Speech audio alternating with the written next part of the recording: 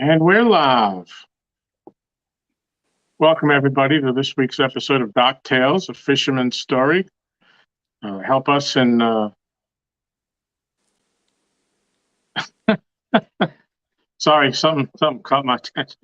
Help us in welcoming Laura The Xplora to the show.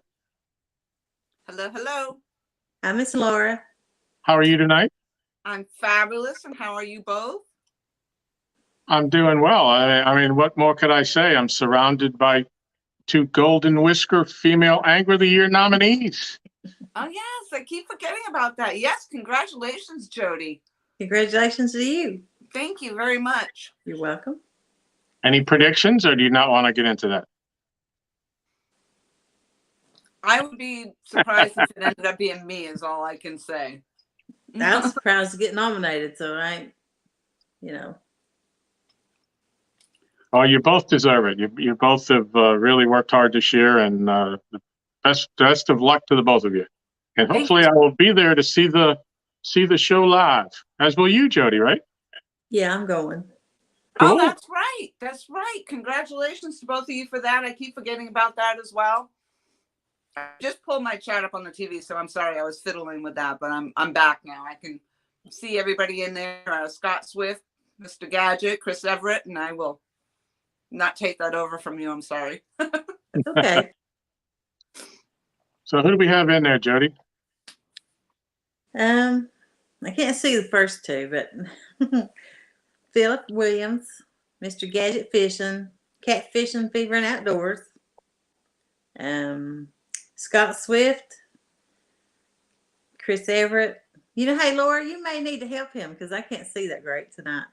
I can see Rebecca and Jamie saying hello, Carolina Real Screamers, Catfishing with Cause, Mad Catter. Did I say Brad Coghill? It's Cadell. Cadell. Yep. Oh, nice. I've been saying it wrong forever.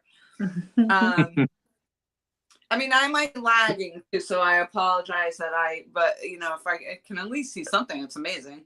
Yeah. Chris Everett, Joy Stewart.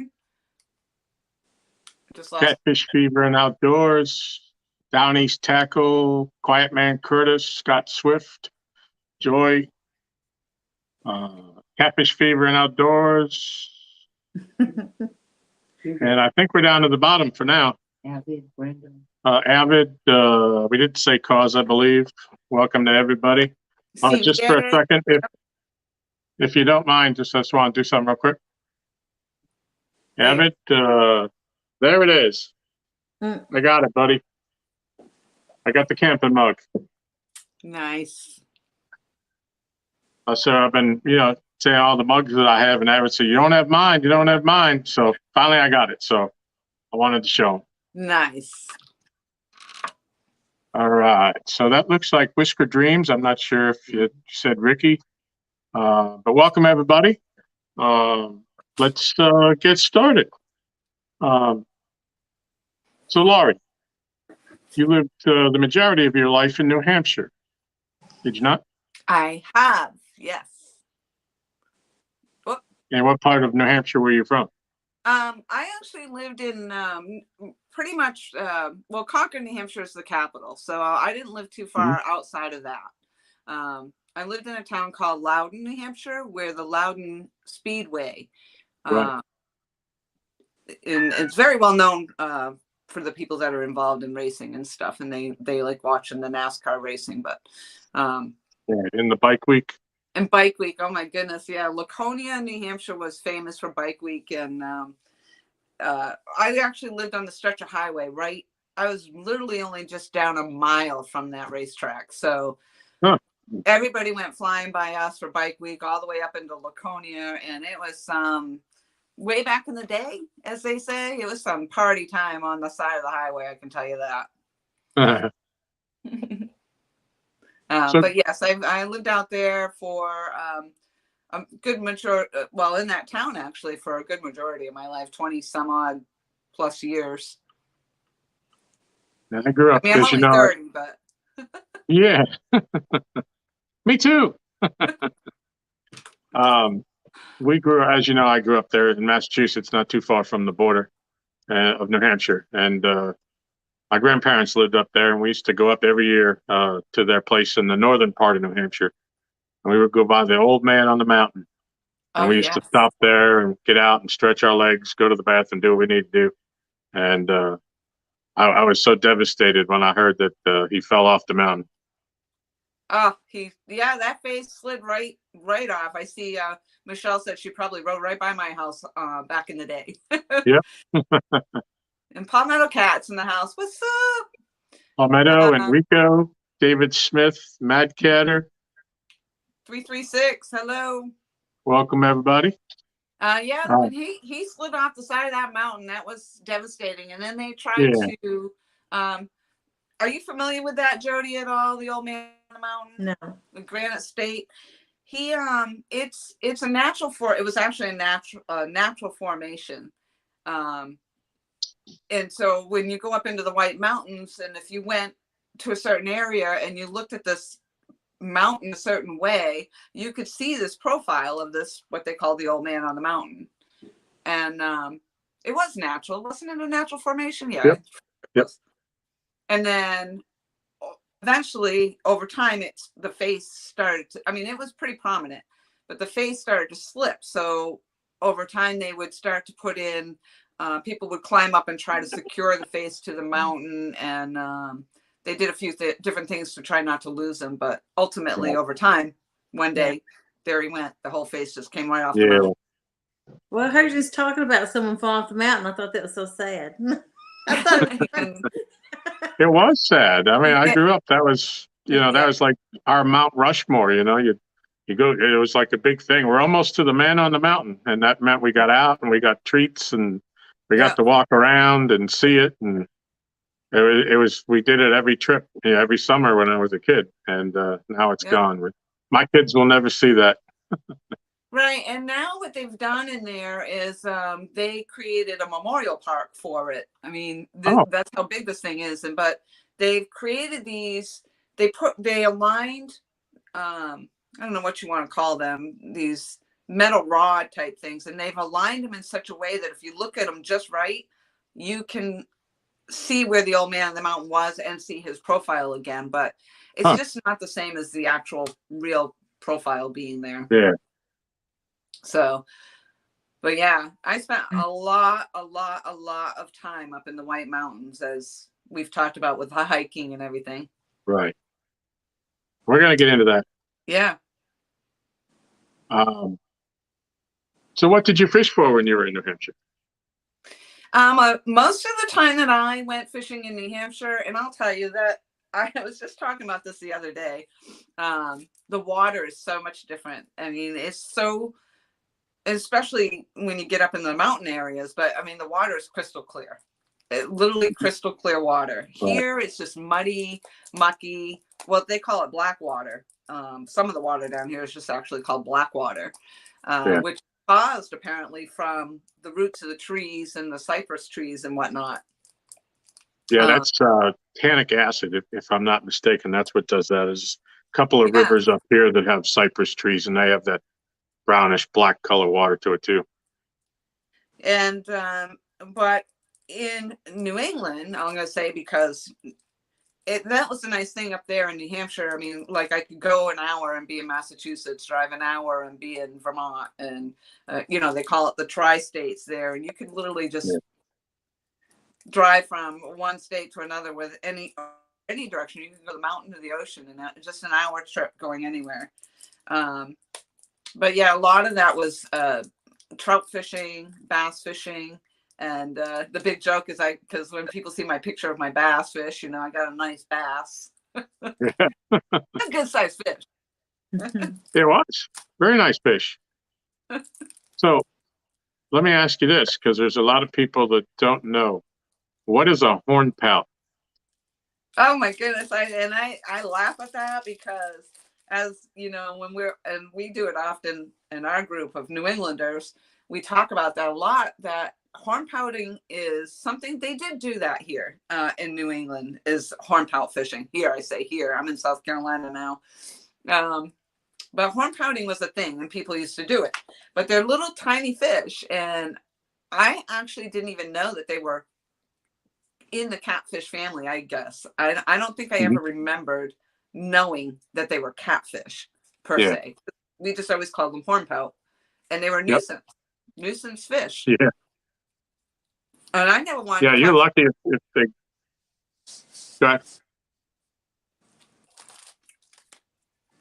I never wanted to touch them. They, I was they always afraid to pick them up. right. And what they were is actually for those that they were actually black bullheads. And yeah, I think like the biggest one I ever saw was maybe 1.5 pounds. And being a little kid, I had the misfortune of trying to get the hook out of his mouth, and I couldn't hold him steady, so I rested my foot on the top of his dorsal fin and punctured my croquettes and my foot. So learn that lesson. That's something you only do once. That's right. But yeah, it's when I came down here, I said, "Oh, horn pout," and they said, "What's that?" And it was it's just a different variation on a catfish. So it just didn't get that big. They didn't have blues or flatheads or any of that up in Massachusetts. I'm beginning to think they don't have any down here in South Carolina either.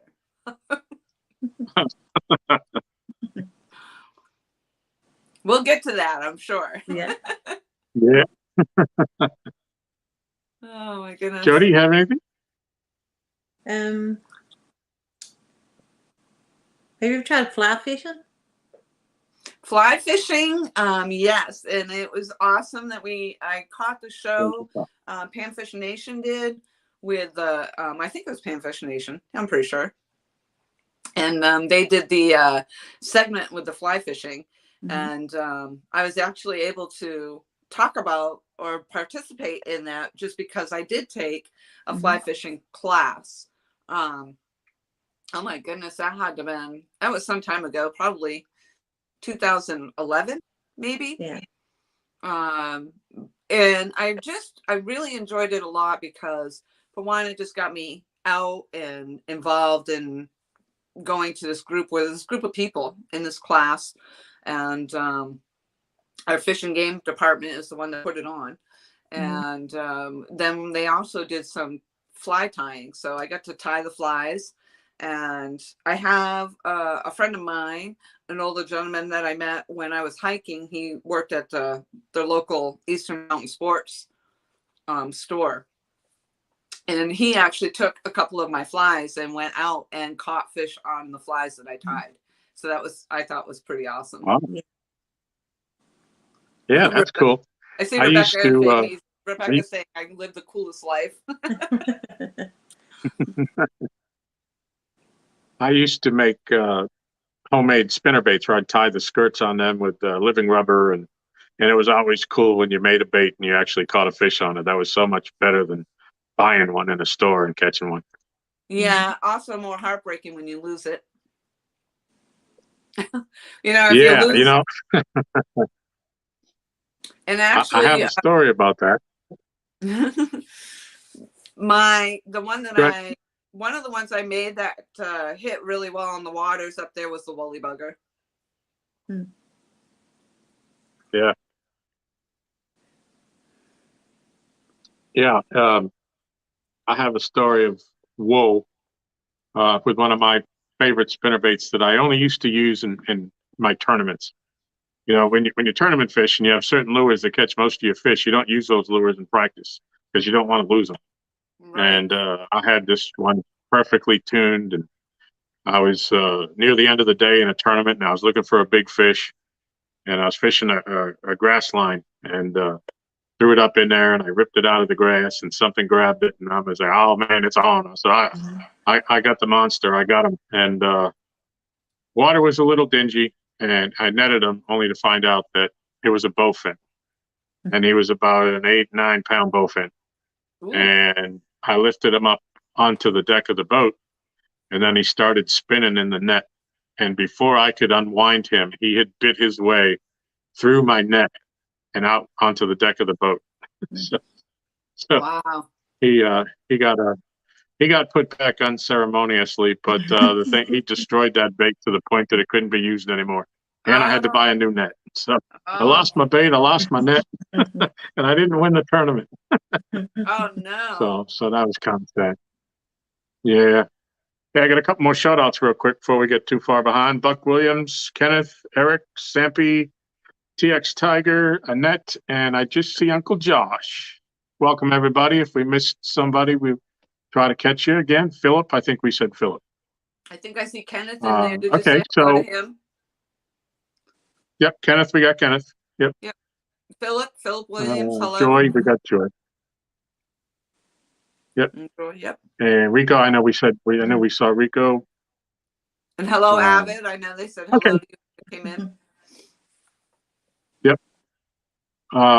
So let's move on from fishing when you were in New Hampshire. Let's talk about hunting. Oh, I think I lost you. You used to talk about what?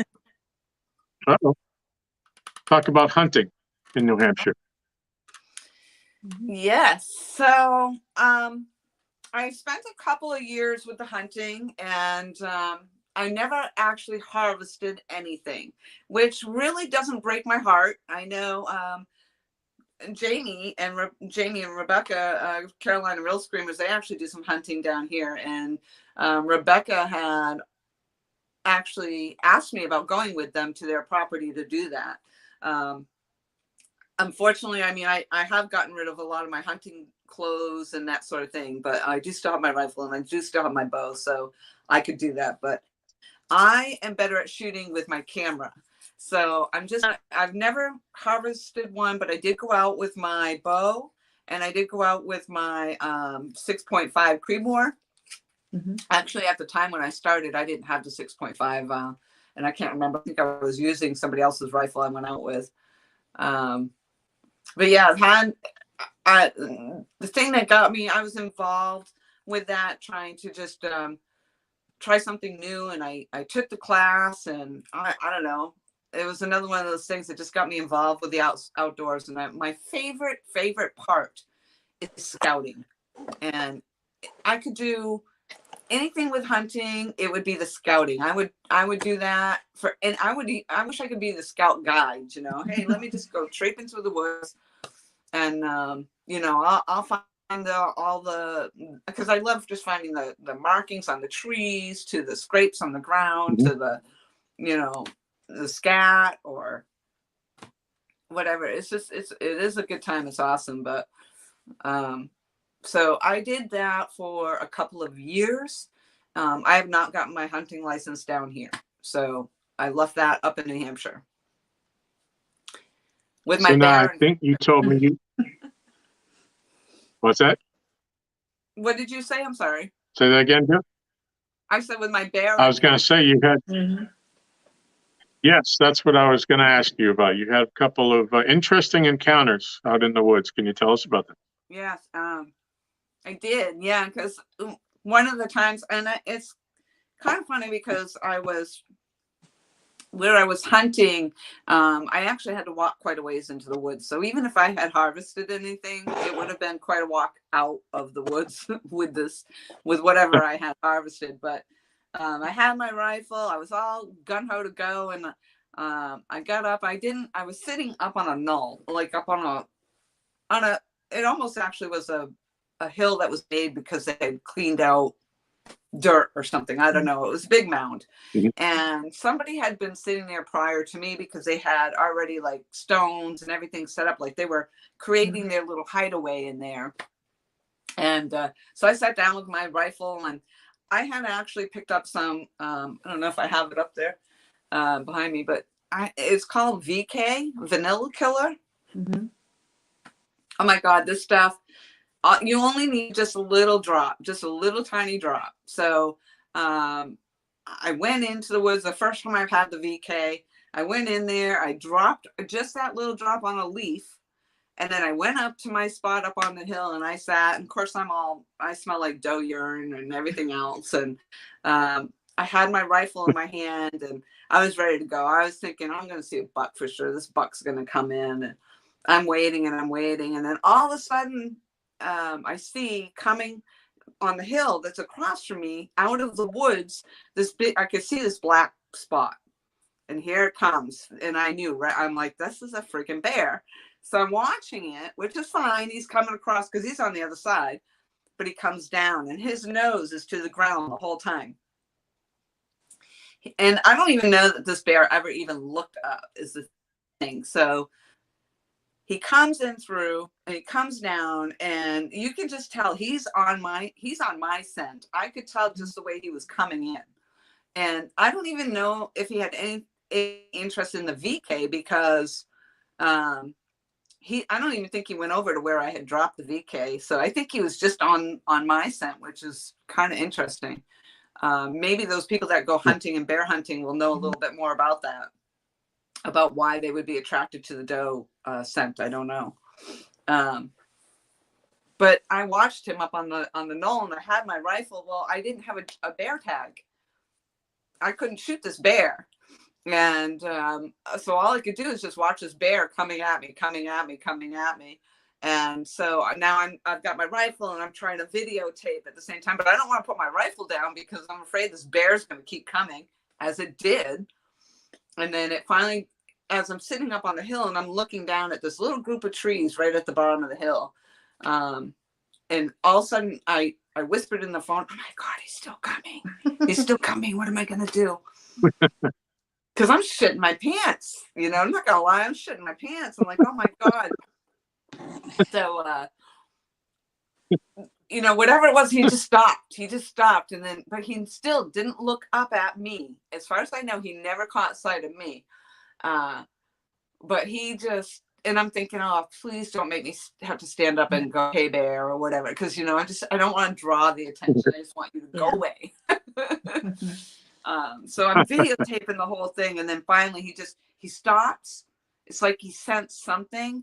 And he kind of did a quick hop to around, and then he just sauntered on off. And I was like, phew, thank goodness. But yeah. Now you have a video of that up on the channel. I have a bit. Yes, I do. Yep. There is a video of that. And you can see the gun, and it, you know, it's bouncing because I'm trying to hold the gun and film the, you know, the bear at the same time, and watch where he is and film it. And, but yeah, I did catch that a little. I actually had 2 clips of it, and I think I combined them both to make that one video that's on my page. But yeah, you have to look pretty far back, I think. And the title of that one is That's Not a Buck, or It's Not a Buck, or something like that. Yeah. Right. Hey, Mr. Gadget says he had a bear try to climb in the stand with him in eastern North Carolina, about 3 feet from his foot. Wow. Yeah, and actually, if you look on, can't imagine that. Yeah, on YouTube, they have a lot of those videos where the bears just race right up the tree, right up by people. It's crazy. Yeah. I would imagine the poop factor would be high on that. Yep. What about you, Jody? You live out in the woods out there in Tennessee. You haven't seen some bear? I've seen one on the road crossed in front of me, and I've seen a lot on game cameras. Yeah. I mostly see hogs and coyotes. Yeah. We had somebody on their cameras find one in the neighborhood that crossed in the lot between us, between me and the next house. There's an empty lot, and the bear crossed, and somebody got it on their camera. Oh. It's only been seen once, and that was like 2 years ago. Oh, wow. Yeah, they're not. Yeah.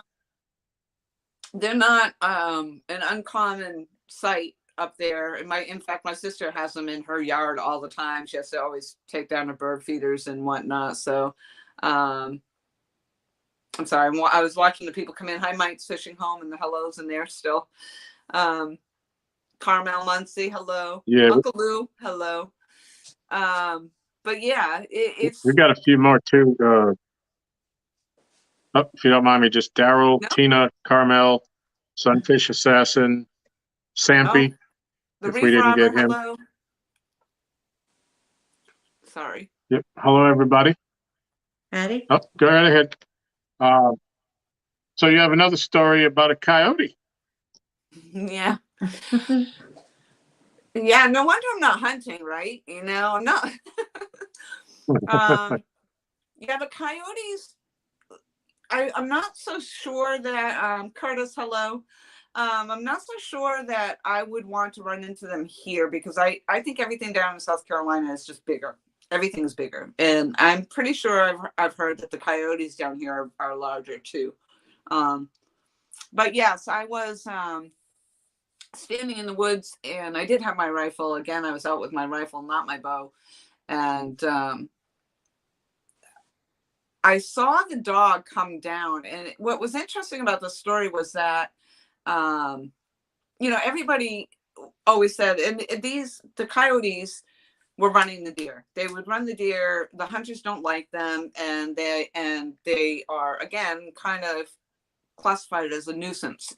And so there's no Right. limit. I mean, shoot them. You shoot them. That's what they want you to do, is just shoot the dog. My heart, though, I can't just shoot the dog. The dog didn't, So what happened was there was this person, a neighboring off the property that I was hunting off, had just recently, prior to my sighting, come down or talk about the fact that he had lost his dogs. If you've seen my dogs, or I think it was the day before or something, something about the dogs got loose and were running around or whatever it was. So I still had that in my mind. And I was standing there just beyond a tree stand, and I was kind of just scoping out the area. And I could see the coyote come down, nose to the ground. So obviously, again, coming in on my scent. And he just came down. And then all of a sudden, he spotted me, and he just stopped, and he stared at me. And then I, of course, stared at him, and I'm thinking, first I'm thinking, is this that guy's dog, or is that a coyote? It just took me that minute, and I'm like, no, that's definitely a yote. And so he just stared at me, and I stared at him. And then in my mind, I'm thinking, all right, who do you have other ones with you that are behind me, But it was the longest. It felt like 5 minutes or something. This dog, he just kept staring at me. And finally, I'm like, please don't make me do it.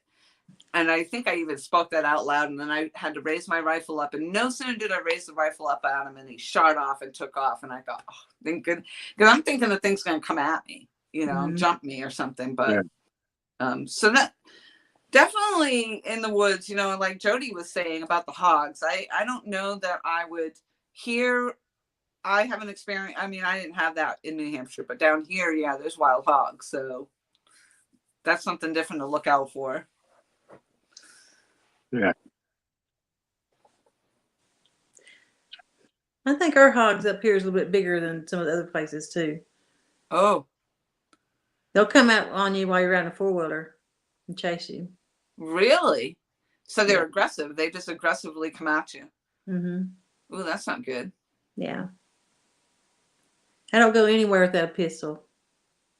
Yeah, I wouldn't blame you there. So do you hunt as well?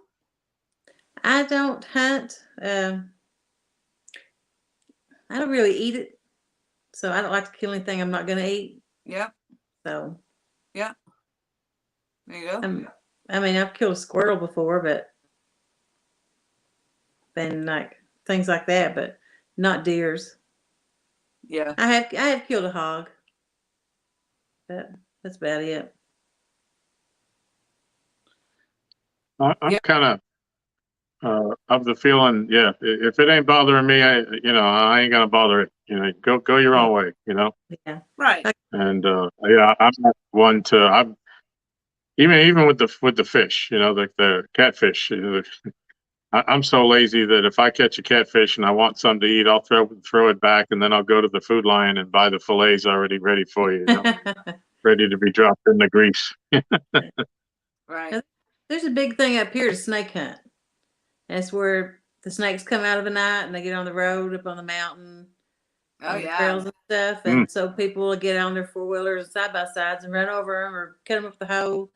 And I'm like, this is their habitat. This is their home. Right. And I'm against that, which I have a lot of friends and family that love it, but it's just not my thing. I'm like, it's not my thing. I know they're deadly and stuff, but I mean, that's their home. Now, if they's in my yard, I'm going to kill it. Right. And I guess, and that's kind of how I felt about it with the coyote, though.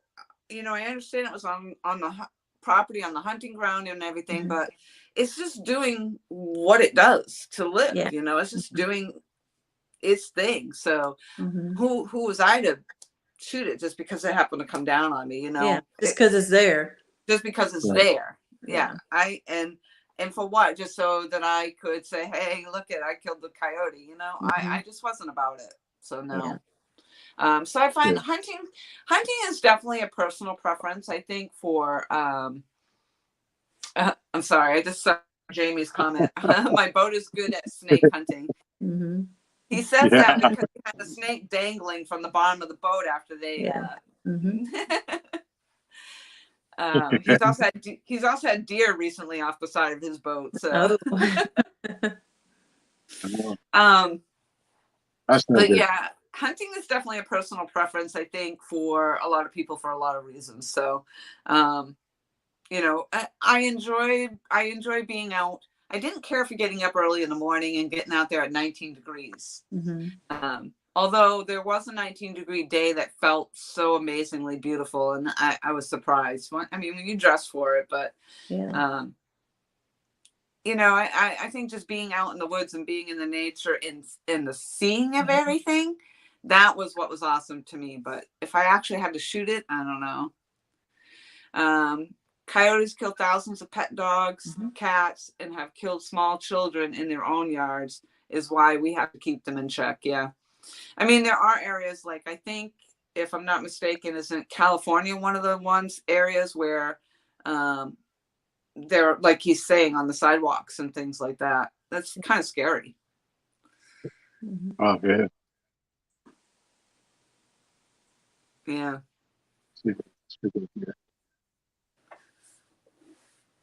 We have some comments here. We have them here in my yard. You have them there, yeah. What's that? I'm sorry. No, I was just gonna say we have them here as well. Every time I get on the boat, one night. Yeah, we hear them a lot on Friday nights when we're down at the dock. Once it starts to get quiet, we're near that highway bridge. So once it gets quiet and the traffic dies down in the middle of the night, you can hear a lot of stuff out there. We've actually had on 2 occasions where one night Aaron and I were fishing, and we heard this cackling coming from behind us. Now, at the dock, we're at the bottom of a hill, and the dock is at the very end of the hill. And so we're sitting on the dock, and we hear something making a wild animal making these noises behind us. We had no idea what it was, and we turned around and put our flashlights on it, and all we could see was the eyes, and he was kind of like stalking us in the drainage ditch. And he ended up crossing over the road, and we never saw what he was that night. But like 2 weeks later, same thing happened, and he came down and he started making all this noise. And we finally got a light on him when he crossed across the bottom of the road, and it was a huge gray fox. And it's like, I'd never known foxes want to draw attention, but this thing he was like mad that we were down there. He was like cackling. He was going nuts. Wow. Yeah. So while you were in New Hampshire, you also were an avid hiker. And I'm not sure the term. Is it mountaineerist? Yeah, mountaineering. Mountaineering, I guess, is a good term for it. Yes, I actually got involved with the hiking for weight loss. Is really how that all came about, I guess. And early on, oh my gosh, I was definitely a lot heavier, overweight. And so the hiking, cycling, mountain biking, all of that came into play for that. But being that I lived in an area where in the White Mountains, again, I could drive an hour. Some of them were 2 hours. You had to go 2 hours to get up there. And that was a big day. But there's one popular hike up Franconia Notch, where the old man of the mountain was. And there's a loop hike there, but you could do it in about 8-9 hours. And you crossed over 3 high peaks. But only 2 of the high peaks counted for for this. I don't even know what they want to call it. It's a program that you can do. It's part of the 4,000 Footer Club, and it's you hike.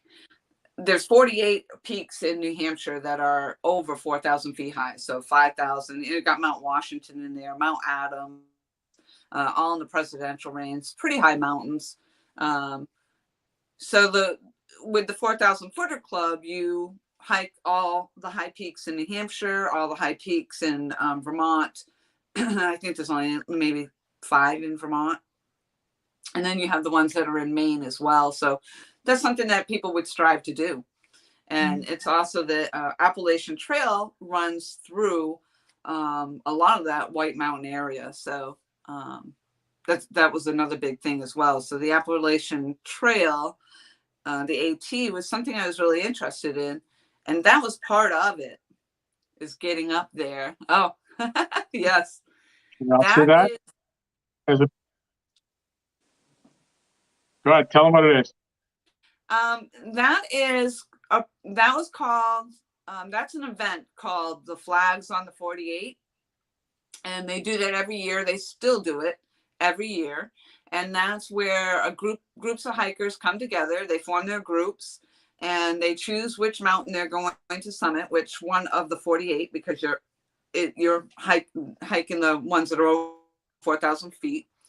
And then at noontime, on all 48 of the peaks, those groups are up there and they're ready to erect their flag all at the same time. And those flags get erected, and then they stay up there flying on the mountain for a couple hours. So I think it was like noon to 2 or something like that. And then people would hike down. But it's for the veterans. It is to honor the veterans. And it is actually quite an emotional event. Yeah. And we actually have flybys by the jets, the what do they call them? The F1s, F something, F4s, whatever they are. F something. Yeah, they got 15s, 14s, 16s. I don't know. Yeah. I'm sure we got some military, got some Air Force guys in here somewhere. Yeah, and they would do flybys over the peak. So it was just like, you can actually see there's a YouTube video on it somewhere where they actually did a flyby if you Google the flags of the 48 or search the flags of the 48, that'll probably be one of the first videos you find, is the flybys. Wow. Yeah. So yeah, that was quite the event that I was so proud to be a part of and be able to make, and actually climb up there, because it was a goal. You had to make it. So whichever mountain you chose to hike, and some of them, again, you could be 6 hours hiking before you get to the summit. And then so your group is carrying all these, you have to makeshift the poles too, because you want that flag to be erected so high that it can be seen from the other peaks.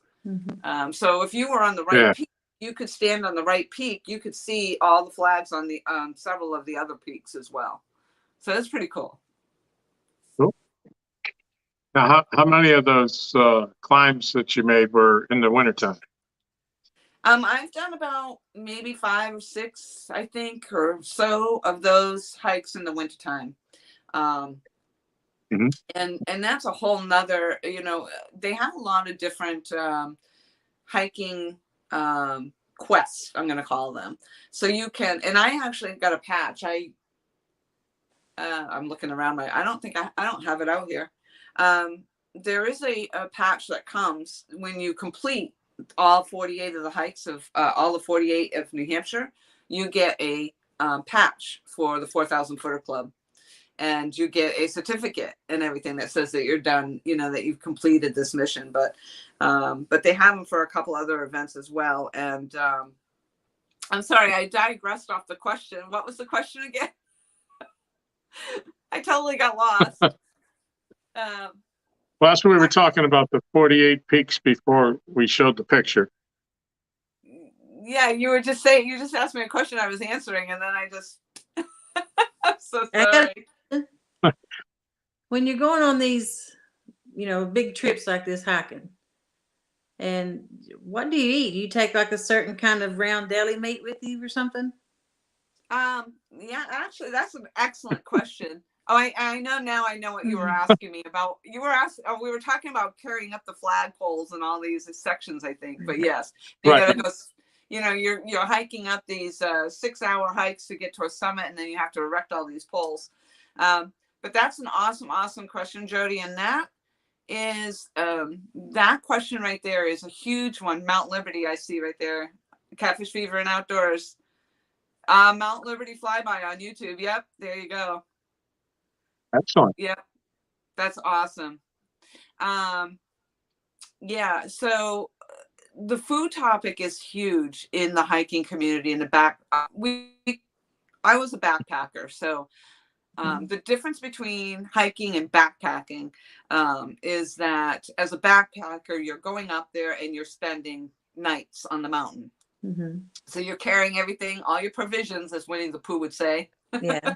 On your back.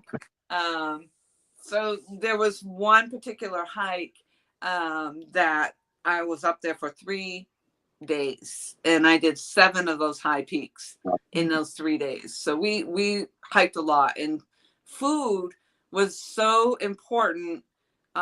One, because you got to carry it all with you. And 2, you need to, the calories that you're burning are phenomenal. Like there's no way you're going to replenish all of that. But you need to. And if you don't, what happens is there's a term that they call bonking. And that's when you've depleted, and it's horrible. Bonking is the worst freaking thing you could do. And I've done it. It's horrible. It's when you have depleted all of your resources, all of you can't even take another step, and then all of a sudden you just feel so sick, you're so nauseous, and all you want to do is just lay down, and it's the most horrendous feeling in the world. But that comes from people that don't fuel their bodies on their way up. So the food is very, very important. You want to bring things that are easy to eat while you're hiking, like granola bars, trail mix. Oh my gosh, food. It's kind of like the fishing community, when you talk about what snacks you bring, but people bring, a lot of different things, but it depends on if you're going out for several days at a time, or if you're just doing the day trip, or if you're just going to do an overnight, because in reality, if you're just going to do an overnight, you could probably bring steak and eggs and fry it up there in a jet boil. I have, I actually have my jet boil here. This is my camp stove. Yeah.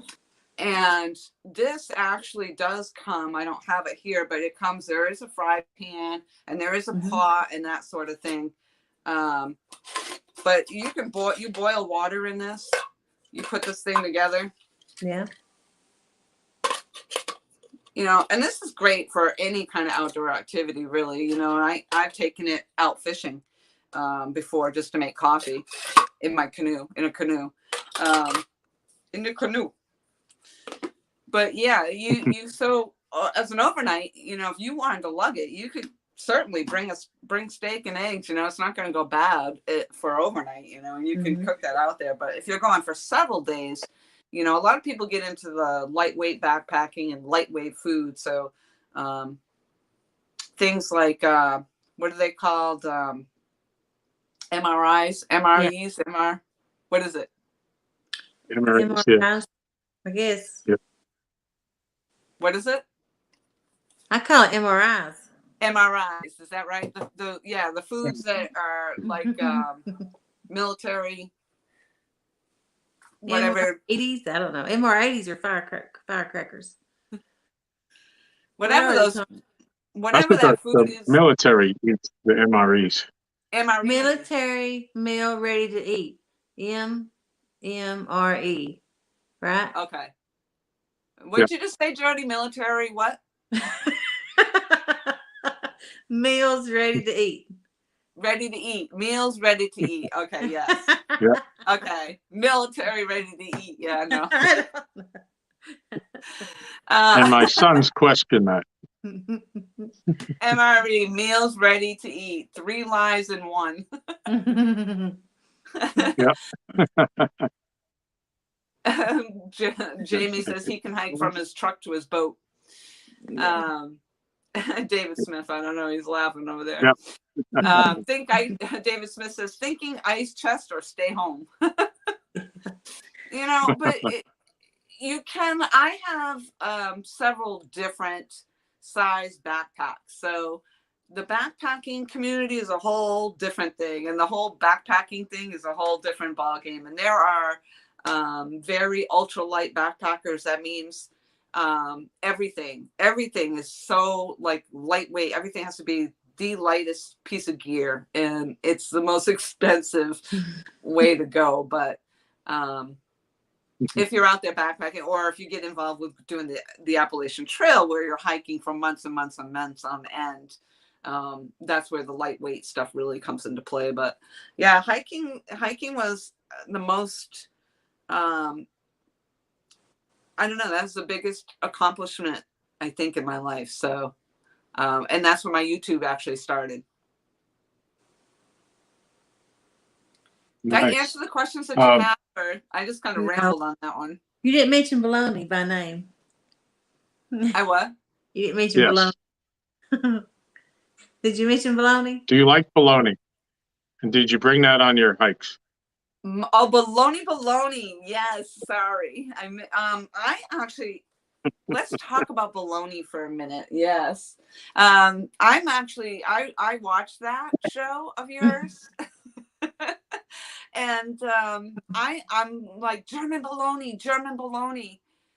And it's funny because I was watching a TV show the other night, and they have a thing called faloney with an F. It's like those people that don't want to eat meat. Bologna? Yeah. No way. No way. I haven't Googled it to prove it, but supposedly faloney. So bologna with an F. I just spit that everywhere. Yeah, you'll have to Google faloney and see if it's a real thing. If it's faloney or not. It means with a V or F? An F like Frank. Okay. They have one down here that I see on commercials for some type of meat. I call it incognito. I was like, no. Yeah, no, maybe not. I see Bobcat Outdoors just came in. Whiskers and Stripes has been here. Hello. Catfish and Crappie Mark. Hello. I don't know if there's anybody else you missed when we were chatting. I'm sorry. Yeah. Hello, Mark. Bobcat. Welcome. Bobcat does wonderful job with the stickers, as you may have known. He just recently did my sticker, and it is wonderful. We're gonna actually just show it for a second. Yeah. Oh, yeah. I had it too. Yeah, and we're gonna be giving away a set of these at the end of the show. If anybody's interested in that, stay tuned. Vegan bologna. Right. And it said it does not taste like chicken. Vegan bologna, it does not taste like chicken. Disgusting. Well, that's good, I think. So there you go. Now you have a new, now you know. Now you're in the know. Google is or is not your friend in this case. I don't know. That's it. Danny Stone says he shows up late and the first word he hears is baloney. Yeah. Yeah. So we're full of it on this show. Yes, I will say I again with the backpacking in the back, I had several different size backpacks. So I have one, my really large backpack that I did my 3-day trip on, and I am not good at being an ultralight hiker. So I think initially I had that thing weighing 50 pounds. And Wow. I wouldn't say I walked 3 days with 50 pounds because, of course, the weight got lighter as I went. But yeah. And then eventually, after you've done that a few times, you start to learn how to minimize what you take. Mm-hmm. Yep. Yeah. And you eat less. Let's see. What's So this I've eat less actually thing got, you talk about? huh? So what's this eat less thing you're talking about? Yeah, I don't know. I'm not really versed in that yet. I mean, and I've gained weight since I quit smoking, and I was all proud of myself. Oh, I only gained 10 pounds. Yeah. That went by the wayside fast. Mm-hmm. That's all right, though. Well, how do you feel now that you've quit? Like smoking? No. Yeah, that you quit smoking. How do you feel? Yeah, I feel You like feel smoking. like smoking? Yeah. No, actually, that's not true. This is my third trip around the world, the sun here. I quit for 3 years the first time, and then I quit for 7 years the second time. And yeah, and stupidly, I went back to it again. So after 7 years of not smoking, I just should have never gone back to it. But I did the same thing then. I had gained a bunch of weight, which again prompted, once I quit smoking then, and I started the hiking, and I was doing the cycling and the mountain biking and all of that, and I lost 70 to 80 pounds. And then I went for a long time just not smoking, not drinking, not doing any of that stuff, and I felt great. And then I ultimately went back to the smoking. I used it as a crutch for a while, and then I had to quit again, or try to quit again. And yeah, it's just, and if you're gonna gain the weight, it's not worth it. Like if I went now and said, oh my gosh, I've gained 20 pounds, I'm just gonna go smoke. Well, what's the point now? Now I'm through it. I went through that. Now I'm just gonna get on to the next stage. So Uncle Josh, Uncle Josh, don't put me on the spot. 1-tonners for life. I love all the 1-tonners. I might have a favorite. Oh, do tell. Oh my gosh. I mean, I enjoy all of them so much. I love, of course, Josh and Art together, I think, are hilarious. So I enjoy watching that a lot. I don't see the other guys that much following along with them. So I'm sorry, I'm watching and trying to read what Rebecca said there, but yeah. I'm reading. Yeah. So Rebecca says when Jamie said he could never stop smoking. Well, guess what? It's been 5 weeks. No way. That's great, Oh Jamie. my God, Excellent. Excellent. Wow. That is excellent. Good job. Yeah. That's awesome. Very, very awesome. I hope that's not just because you guys were so sick, but whatever it takes, stick with it. Stick with it. Maybe he quit smoking for his future proposal. Could be. Mm-hmm. Michelle says, it's art. Say it. It's okay. It's art. And Mike's Fishing Home had a question about who did the best dock sachet. I think that oh my gosh, you had to have won that one for sure, Tom, with your dock dance. Oh, thank you. I think it was Kenneth. I think it was Kenneth too, actually. I'm going to agree. Kenneth did a great job with the walker. Yeah, he inspired me. I said I was like mortified. I was scared to death. I said, that's not me. Both of my feet are supposed to be on the ground at the same time, and I was like, oh my God, what am I going to do? I don't know how to do dance, or I don't know how to do none of this kind of stuff. And when Kenneth went up and did with that walker and he crushed it, I said, there's no way, I can't go now. I got to go. But he was great. Imagine what he would have done if he wasn't on a walker? Oh yeah, yeah. He was great. Wow. I mean, I think we're gonna need a replay of all that later on. So Yeah. when the dog's not frozen, of course. Yeah. Oh yeah. Tell me about that. Real Beast came in. Hello. Hey, Pat. Let's see who we missed. Yeah, Real Beast. Hello, hello. Yeah, so the winter hiking was interesting as well, and those were day trips. I didn't do any overnights on that up on the mountain anyway. And you know what, a lot of that too was sad. When I can remember, I was camping in Lafayette campground down in the Notch, and that night going to bed, there was an older gentleman that had called in for a rescue. He was lost on the side of the mountain. Oh, That was wow. right in front. And there's a lot of people that got hurt or died climbing those mountains, especially the presidential range. And there's a book that's called Not Without Peril. Not Without Peril. I say that without tripping over my lips. And that is about all the deaths that happened on Mount Washington alone.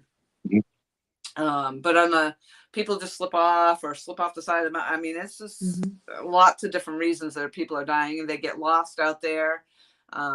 They're going out there unprepared. People are, I hate to say the Flatlanders, no offense to the Flatlander in the house, but yeah, they, they're just coming up unprepared, and they're out there in their loafers and no traction on their shoes. And, they think they're going to climb this big mountain. It's insane. But, Solo Texan, hello. Hooks and Hammocks in the house. Hello, Chris, Kelly, Solo.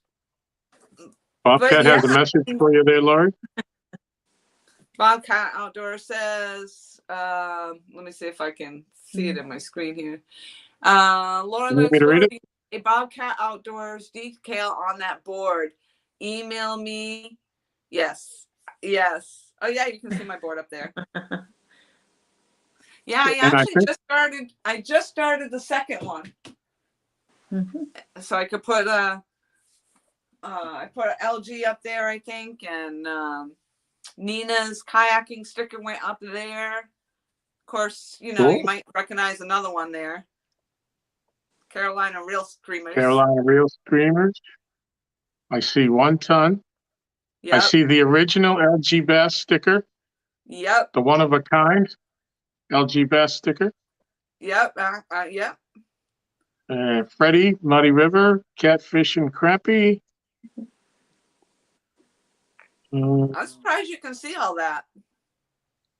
Yeah, I know my eyes ain't all that good. He probably knows. Is that down in the? I kind of know the shapes. Is that one down in the left corner? Is that Snake River? Yep. The red one? Slime Cats. Cool. Slime Cat should be up there. I see. Okay, I see Hooks and Hammocks. I see Josh's. I see Brian B. Fishing Chick. I think that's Mike Chavez above her. Yeah, they might be. They're probably a little blurry looking at them in this. Yeah, I'm definitely. Yeah, is that Mike Costello up in the right? Yep, Mike Costello. I have some of his hats as well. I have the 1 ton mug, which is. Well, now that I just displaced myself, the mug actually was sitting up here. Okay, cool. Yep, I see it. But yeah, I'm definitely missing a lot of stickers. So, a lot of people, like, I don't have Palmetto Cats. I don't have Jody's, Pontoon Jody's, which you have an awesome logo, by the way. Thank you. So I don't have one of those. I don't have Cause. Doesn't Cause now have stickers out there? They're pink. Yep. I don't have one of those. Yeah, so there's several. I actually have quite a few from the hiking community too, up in here somewhere. But yeah. Yes, my email address is actually on my YouTube channel in my About Me section. And it should be Laura The Xplora. So, but people want to spell Xplora with an E, but it's not. It's just an X, Plorie. And Laurie is Laurie. And I'm at gmail.com. So LaurieXPLORIE at gmail.com. Or just go to my channel and click on my little email link. Yep. Yes, please go to my channel. Please subscribe. And while you're there, I think earlier I saw in the chat when we first getting started, I think Kevin Palmetto Cat said that he didn't see his sticker on the board and he would have to change that, I think is what he said. So okay. So yeah, I missed him in the chat, and I'm sorry. Yes, I don't have. Yeah, that went scrolling by very early on. Okay. Yeah. Yeah, I'm trying to watch some of it, but of course I can't pay attention to that in the conversation at the same time fully. So I can only glance. I see Stephen Corley in there. Hello. But yeah. So anyway, that's where we're at. I would love to find a place to go hiking around here, but huh? It says Stephen Corley's in the house. Mm-hmm. All right, we have a question here from Solo Texan. How's your mother doing, and what's the next adventure you have planned? How's your mother? How's your mother? How's your mother? My mother actually is getting better and better. She keeps having some issues that she's trying to deal with, so her health has not been the best. Sorry, I keep fidgeting with the fidgeting. Leave it alone. It's because I moved it and now I gotta stop fidgeting, stop touching it. But yeah, she wasn't feeling really well, so she has been struggling trying to make herself feel better and going to the doctors a lot and whatnot. So we haven't been adventuring that much. But I appreciate you asking that question so much about how she's doing. And she is doing better. She is getting better. And I mean, she did enjoy going out with me. She just doesn't like if we have to do a long drive or, you know, hanging out in the hot sun for a long period of time. So I don't know when our next adventure is. We're kind of on the fly on a whim, Mom and I, Miss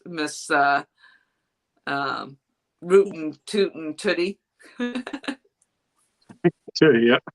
So if I remember, she doesn't enjoy walking across dilapidated railroad bridges either. No, she does. I'm the one that doesn't. Yeah. She wants to go full on, bull on with the thing. And she's like trucking along. I'm like, hello, there's freaking, you can see down there. There's ties missing. No, she wants to truck on through, and me, nope. I'm like scared to death. I'm a teeterer. I teeter on the dock. I'll teeter standing straight up in my living room. Never mind on this freaking, no, not my thing. You know, I think I remember that when the first time you came here, you were afraid you were sitting too close to the edge of the dock, at the edge of the side of the dock there when you're in your chair. Yes, yeah. I struggle with that. Definitely. So, and like, I think I told you, I'm going to push myself back here a little. I'm way too close to this camera. But yeah, I think I said that to you before that, I was afraid that if we got a fish on the hook, you know, and I'd have to get up and go running for it, that I'd be slipping off the side of the dock or something. Yeah. Mm-hmm. It's not a wide dock, is it, Jody? It's fairly narrow. 6 foot, I think. Yeah. I mean, 2 camping chairs. That's it. Yeah. Mm-hmm. Actually, I believe it's 7 feet. Well, because I laid my 7.5 foot rod down across it, and it just barely hung over. Mm-hmm. Yes, Danny. Actually, so Laura, go ahead, Tom. I'm sorry. I was just going to read it out. Yeah. The one and only fishing live stream we've done together, my audio was bad. Can I get a do-over sometime in the near future? Yeah, absolutely. And it wasn't your audio, Danny, that was bad. I think it was mine. I think there is a, because I have the newer iPhone 13X Pro, and I think there's some, I don't know, maybe they fix it and maybe they will in the upgrades or something. There's some conflict between the iPhone and the, what the heck's the browser that you there's one of the browsers that we use a lot on here that there's some conflict there, and it creates an issue with the sound, which is why I asked you, Tom, when I came up to speak, because I wanted to make sure I could hear you, because if I was live and bringing people up on my panel, and that day Danny Stone was up there, and of course Chris Flores pops in and wants to come up on the panel, I'm like, I can't hear these people. And that was the day he decides he wants to come up on my panel. I'm like, oh no. So I've got people up there, but I couldn't hear, and I couldn't hear Danny or nothing. And I was like, what? It was very frustrating. I don't think I've had anybody up on my panel since then, so I don't know if it's resolved itself or not. But yes. Yeah. Oh, you sounded great tonight. Get a do-over. Yes, so, because I'm on your panel, maybe. I don't know. Oh, actually, though, you know what? I think because I did the same thing. I got up on somebody else's panel, and I had a hard time. For me being a guest on their panel, I had a hard time hearing too. So you're so right. Here we are. Maybe it's better now. I hope so. Yep. Hopefully. Yep. Yeah. All right. So let's move ahead a little bit here. You moved to South Carolina with your favorite chair and a kayak on the top of your car. Yeah. How'd that go? How'd your trip go? Well, what's funny about that, the recliner actually, not necessarily that it was my favorite recliner, but I just didn't want to leave it for somebody else to enjoy. So I was adamant about taking this damn chair. All right. I was adamant, and I'm like, I'm not leaving this chair. And in fact, I left one of the kayaks behind to take the chair. So that's how adamant I was about it. And yeah, because I had just bought my they call it a sit on top kayak, which still has the same contouring much. It just doesn't have the piece that covers your legs and stuff, so it's open. So I had just bought that kayak, and the one that I had I don't even know, the cockpit, I don't know what the heck you call the thing. I left that one, and it was purple, and I left that one behind so I could put my kayak, the recliner, and my mountain bike. I left my cycling bike, my road bike there as well. So but yeah, I brought all that, and I wanted to take my time getting down here so that I could stop and adventure on the way. And but it's a safari. Yeah, so it rained. It freaking rained all the way through Virginia. And I wanted to see the Shenandoah Mountains so badly. Like that was my thing, and I actually still want to take the drive through the mountains. But it rained and rained and rained, and so needless to say, that recliner, once I got here, smelled horrendous. It was so moldy and horrendous. I ended up having to throw it out. Yeah. But you didn't leave it. I didn't leave it, no.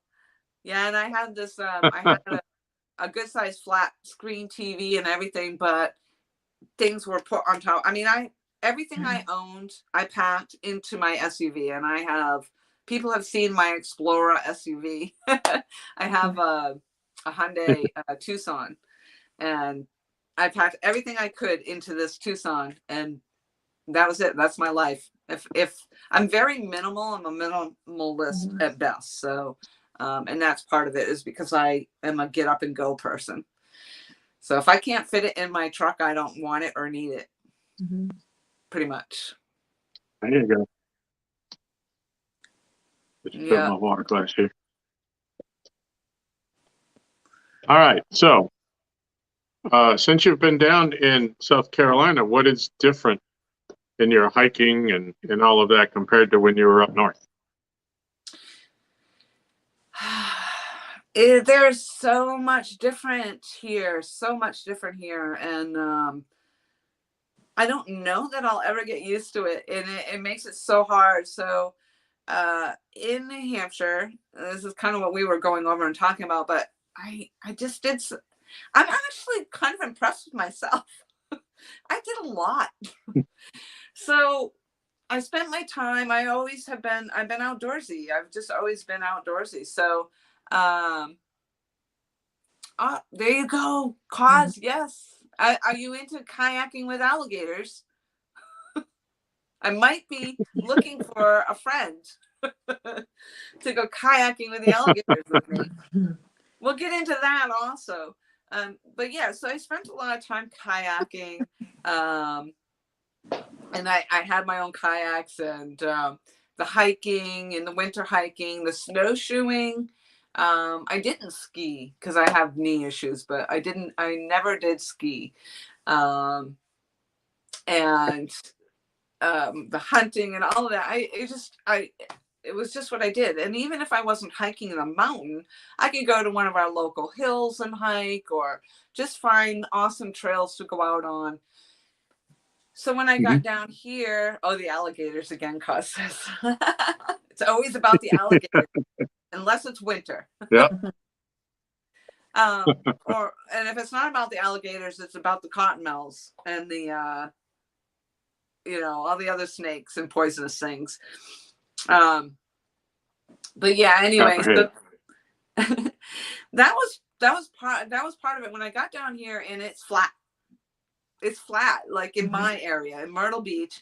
There's not a mountain, there's no hill, there's no get to a high peak. I don't even know where that is unless I climb up on some freaking hotel or something, building or something. But so yeah, I didn't know what to do, and I was scared to death, of course, because again, that's perfect, Danny. Thank you. I so miss snowshoeing, Uncle Josh. Yes. So yes, actually, I'm digressing again. I'm the questions and reading. Snowshoeing was amazing, actually, and if I love the snow for the fact of the snowshoeing, except I had mountaineering snowshoes, so they were a little too aggressive for having fun snowshoeing, because they were meant to climb mountains. And so they had the traction in there, and it was more like walking. But if you moonlight and snowshoeing, and Josh probably is familiar with Bear Brook State Park, was where I spent a lot of time with my mountain biking and the fly fishing and everything. But Bear Brook State Park was an amazing place. But we do moonlight snowshoeing, and it was just so beautiful. But if you got the right snowshoes, you could just you're just sliding on that snow. Like, it was awesome. I love that. I don't have that down here. So, and then my fear of the snakes, I wasn't familiar with. I mean, we had rattlesnakes, but they're up in the quarries. You don't really, I've never, ever seen a rattlesnake in New Hampshire in my life. I don't think I've ever come across one anywhere. And if I had, I didn't know about it. Yeah. And maybe I just didn't frequent the places they were. I don't know. But so coming down here, and my sister had lived down here for a little while. So she's always like, stay out of the grass, stay out of the grass. And I'm like, oh my God, what, why? She's like, oh my God, the snakes. I have a toe in the grass. Oh my God, the snakes. And I'm like, Jesus, what the heck? I'm like, I'm so scared. I don't even know what's going on. And that will lead me into another story. Don't let me forget that story too. But staying out of the grass and the snakes. But yeah, so I wasn't familiar, with all this. And then the first thing that happened to me was a spider, the poisonous spiders, and every little spider now I saw, I'm like, oh my God, is it poisonous? oh my God, is it, you know, like the first month or so, I was afraid to leave the house. I didn't even want to be in the house because I'd see a spider and I'd be like, oh my God, what is it? But, you know, in venturing out. So you kind of had to get used to that, because in New Hampshire, we didn't have, I mean, yeah, we have black widows, but you didn't see them on a regular basis. You know, you didn't see that sort of thing. That not everything out there was trying to kill you in New Hampshire. At least it didn't seem like it. Yeah. Yeah, we had moose. We had, you know, moose and bear and stuff, and that's every day. Down here, alligators are every day for the people down here. Or like Jody says, you know, the hogs or whatever. That's an everyday thing. You know, she's used to that. So that's like us up in New Hampshire or New England, you know, with the bear and the moose. But yeah, they come down here and I'm like, what am I going to do? There's no place for me to go hiking. I don't dare to go for a walk because I'm afraid of the snakes and what's going to get me out there. You know, I have no idea. I certainly wasn't going to kayak, as we were just talking about. Sand shoeing Uncle Josh. That's a freaking riot. That's a great idea, actually. That is a great idea. Okay, we're gonna have to get together and do the sand shoeing. That we're on. It's on like Donkey Kong. So, but anyway, yeah, I had no professional catfish angler. That's a new name I'm not familiar with. Hello. But anyway, yeah, I was like, what am I going to do? I had no idea. So I did have my bow, and I went on the search to find an archery range. There was no archery ranges. I'm like, where the heck why isn't there an archery range anywhere? You know, I couldn't find one. The one that was down here by my house, I finally found, and then I thought it was closed because when I went to the park, there was a gate in front of it. Like you couldn't access it. There was no office. There was nothing. I couldn't figure it out. So a little bit of time went by, and yeah, all the crazy little animals are hanging from your boat. But you know, but yes, finally, thankfully, I found out how to get in touch with them, and I became a member. That was the first thing I did, was to become a member of the Sand Dune Archery Club down here. And that was the best thing ever for me, because I was lost. I was absolutely lost. I couldn't do anything. My mother, she gets a discount at the state parks, so she did hook me up with the state park pass, which she did again for me this year. But if it wasn't for that, that's Huntington Beach State Park, all the state parks here I can get into, and that's a blessing for me, to get out there and do the photography and the just all that stuff. Walking the beach if I want to, if you want to. Sorry, I digressed again.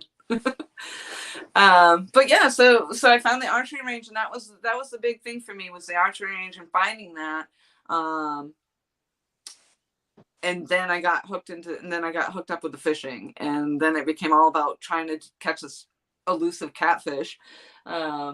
And then also with the gun range. So I enjoyed the gun range. Oh, that one brings me into, have you ever seen a purple bullet?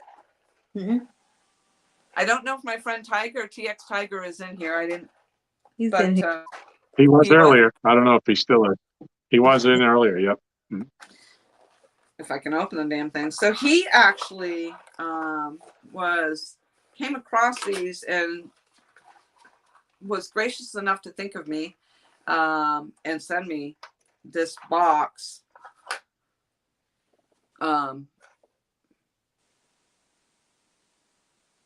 Yeah. So it's a synthetic. I don't know if I can put it in here. I mean, whoops. They're synthetic. Which apparently they run through the gun a little bit cleaner. I have not fired one yet. I just dropped one on the floor though.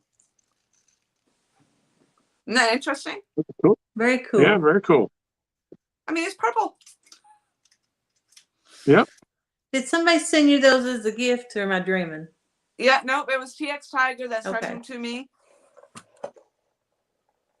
Yeah, he came across them and thought of me because of the purple. Yeah. And yeah, he sent me this box, and they're not any less expensive than your regular 9mm rounds. So, you know, and those have been really hard to come by. So if you know, most people now, you're getting your ammo and you're hanging on to it. So that's part of the gun range thing too. You know, when mom was really Annie Oakley, she was enjoying that for a while with the gun range, but it's a long ride for her, and it was too hot for her, and then we ran out of ammo. Oh. So we had that going on. Now, correct me if I'm wrong. Didn't you and her spend Mother's Day at the gun range?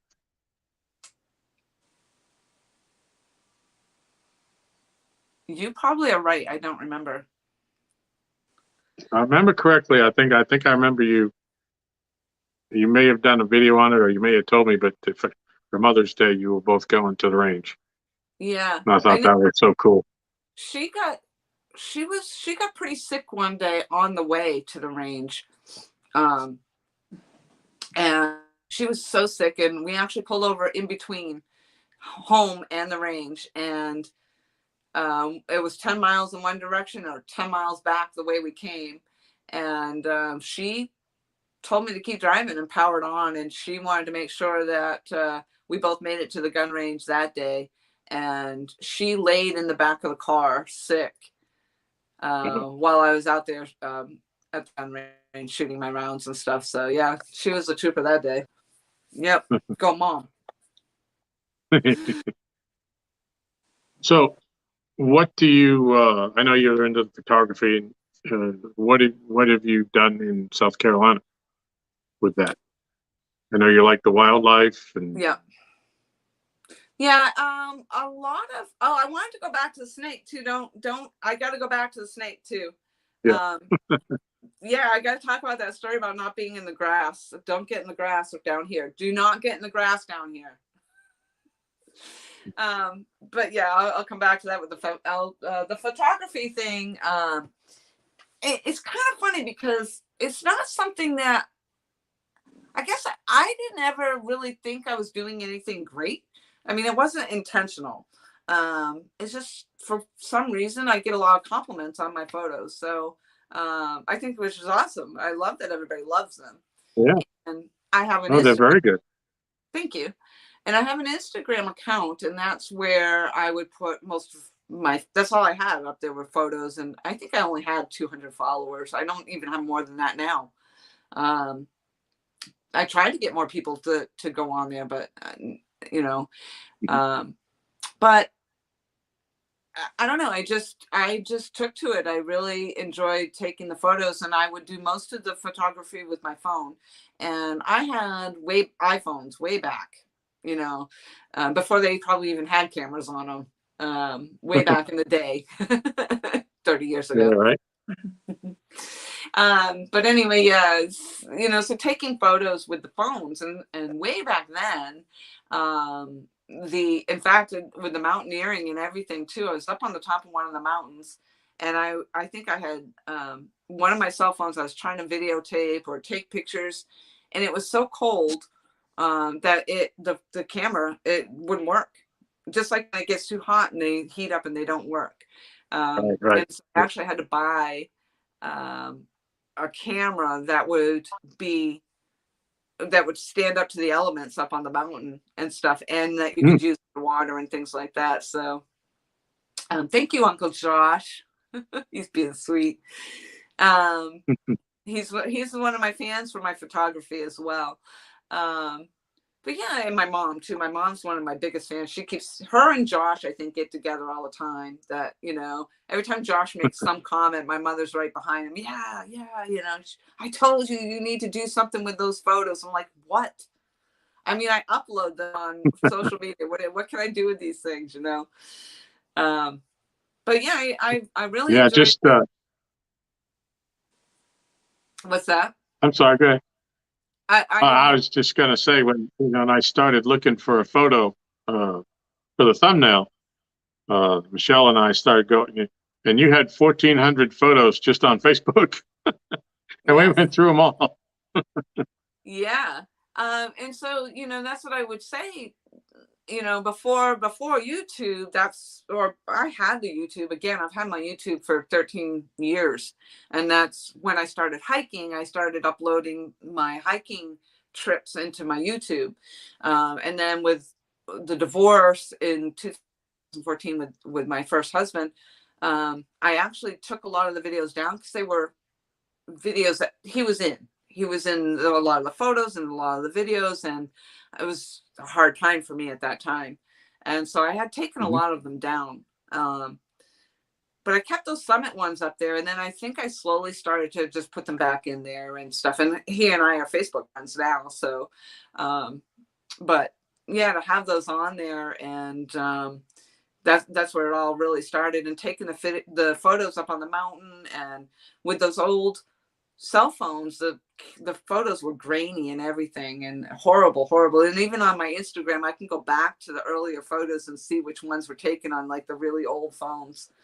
But then my mom being such a supportive of my photos, and in New Hampshire, it was easy. Oh my gosh, winter, beautiful, fall, beautiful. Get up on the mountain in fall, it was beautiful. I mean, it's freaking beautiful, okay? New Hampshire is beautiful. And real-time catfishing, hello. And I would do a lot of trips. Like I was saying, you could drive an hour to go to Massachusetts, an hour to go to the ocean, an hour wherever.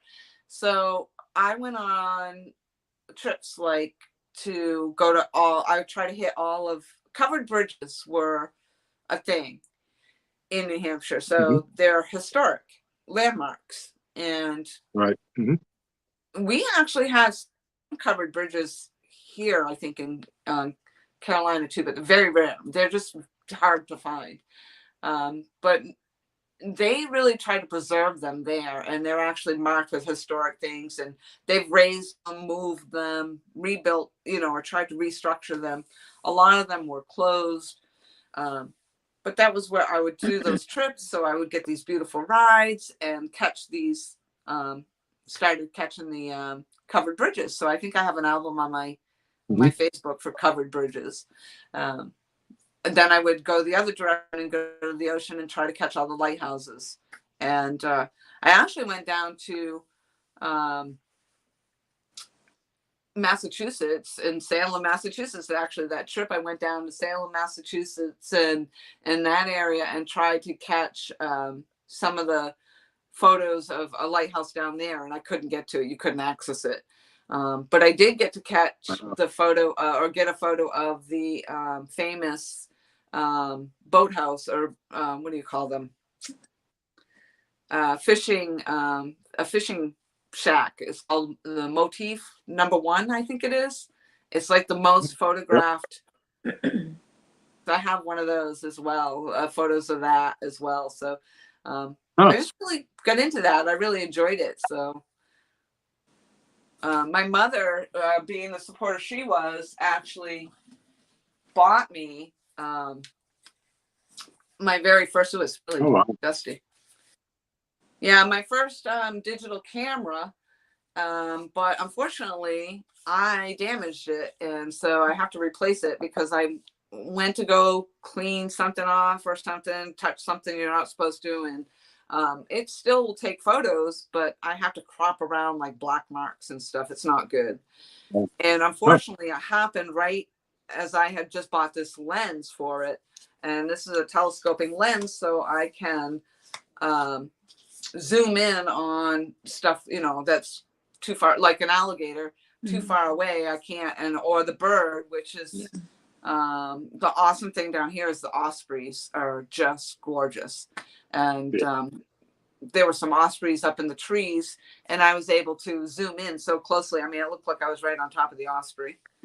And but yeah, I'm gonna have to replace it. But nowadays, the the iPhones and the cameras or whatever camera you're using, you don't even know the difference between my cell phone photo and one of those digital camera photos. Oh, wow.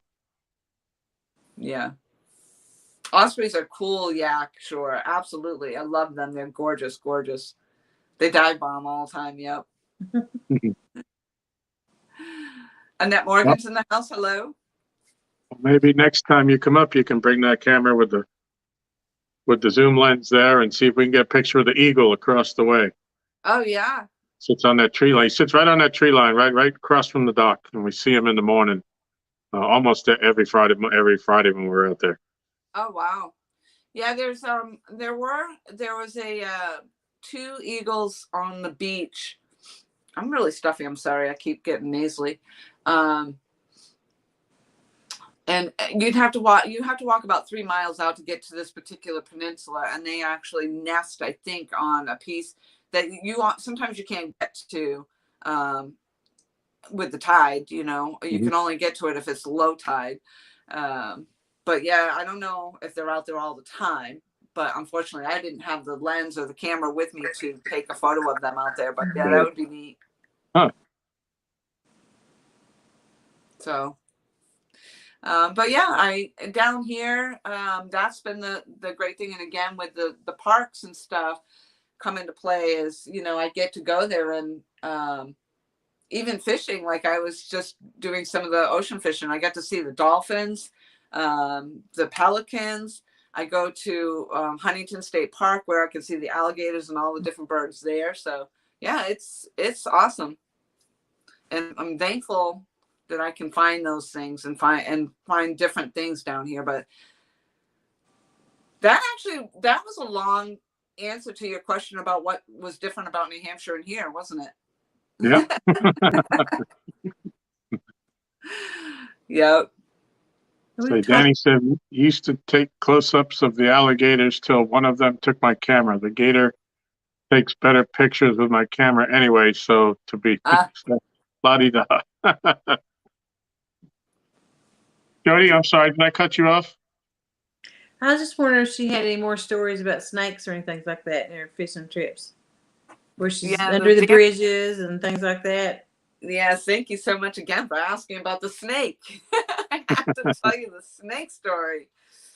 And I laugh because, again, that to my sister who's like, oh my God, stay out of the grass, stay out of the grass. So up the road from me, not too far, there's another place I frequented quite often is called Brook Green Gardens. And my park pass doesn't cover it. You got to pay extra to go in there, but it's beautiful. And they actually do at Christmas time. They have all the lights and everything. They hang off the trees and it's just gorgeous. And you can walk around these gardens. And they also have a zoo in there. So you can walk through the zoo area and stuff. It's a little combination of both. And so when I first got down here, I was touring through there and they have the signs everywhere. Stay off the grass, stay off the grass. And I'm like, oh my God, again with the grass. I'm so afraid of the freaking grass around here. And like, oh my God, don't put your toe in the grass. And I'm like, and then the sign will say, I don't know, it was saying something about, all I can remember is the stinging insects and stuff. And I'm like, well, what the hell are they talking about, these stinging insects? And, of course I knew about my sister with the grass. And I'm thinking, I never gave it a thought. Like, stay out of the grass, I'm thinking because of the snakes. Well, hello, the snakes can get on the path.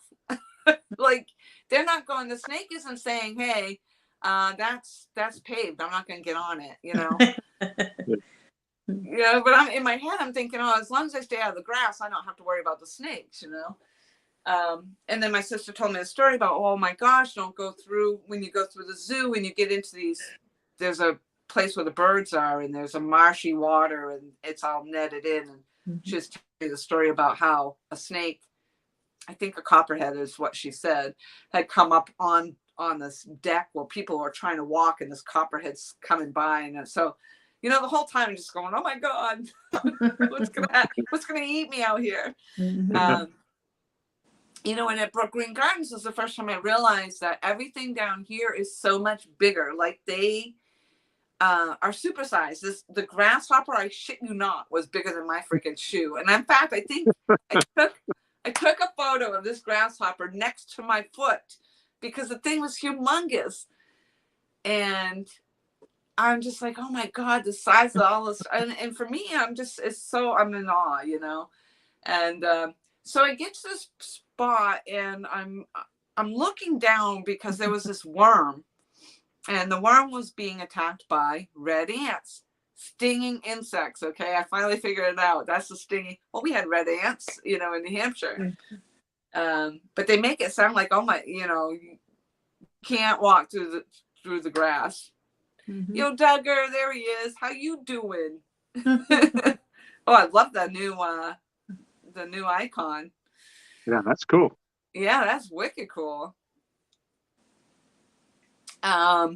So yeah, and I was looking down and I'm just staring at it because these red ants were totally attacking this worm. And Eric B's in the house. Hello. Hey, Eric. And while I was doing that, yeah, Duggar's icon really stands right out even on the TV there. The ranger came up and asked me what I was doing. You know, is everything okay? And he's like, you know, what are you looking at there? I'm like, oh, I was just watching this worm, you know, being attacked, it looks like, by the red ants. And, oh, yeah, that's common, he says. And so we start this conversation, and I said, yeah, I said, what's up with all the signs that say stay out of the grass, you know? I said, you know, I asked him, and I said, is that about the snakes? And of course he told me, no, it's the red ants. Well, down here you get mounds, the red ant mounds. Yep. And you don't want to step in one of them. And, you know, so we started talking about the snakes, and he goes, you know, you don't have to worry about the snakes in here.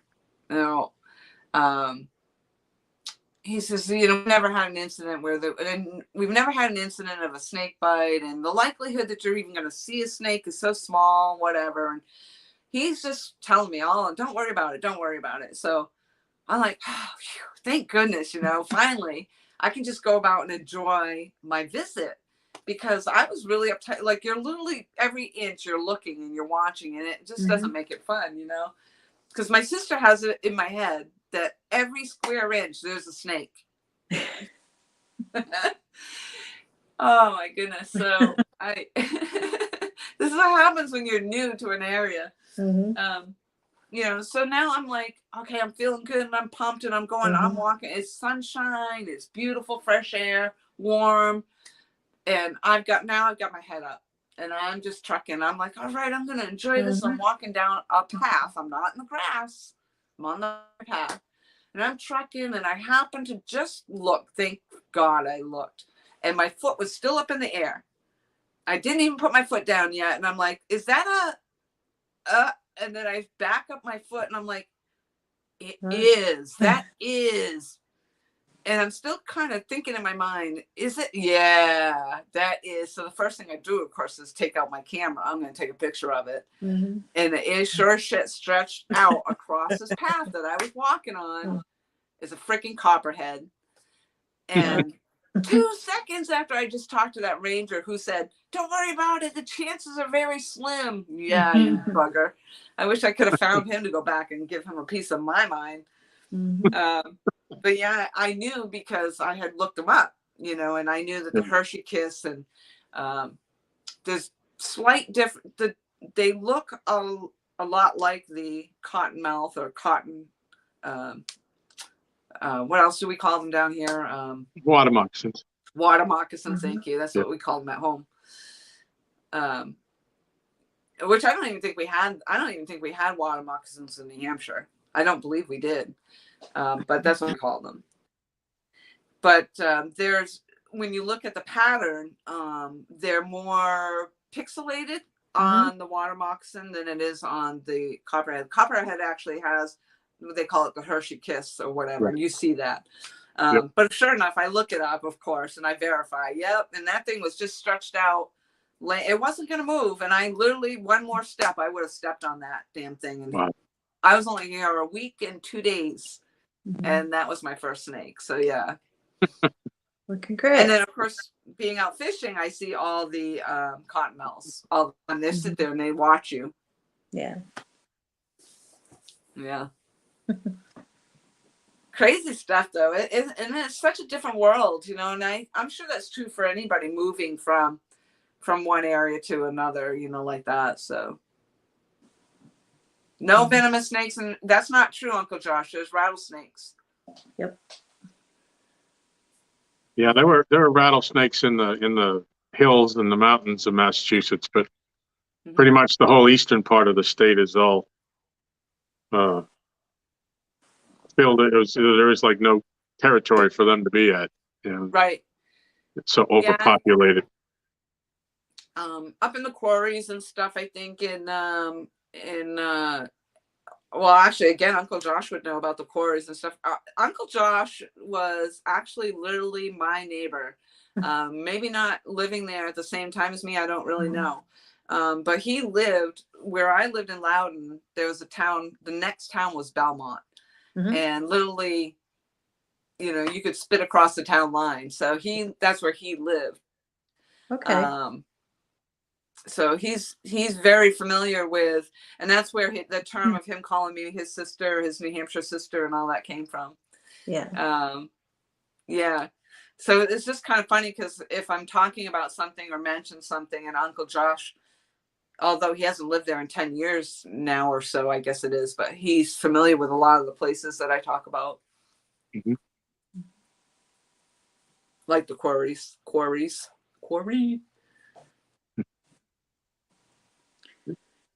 See, Mike Fishing Home says here in Illinois, they call the water moccasin copperhead and vice versa. Yeah, that's because their markings are so close. But obviously one has the white mouth and one doesn't. Yep. Well, I don't want to get that close to the business end of one of those to figure out which one it is. Right.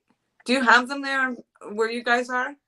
Oh, yeah. Jody, how about you? I don't even know about your area at all. I've got the rattlesnakes and the copperheads, but I don't think I got the cottonmouths. Ooh. Yeah, we actually had one.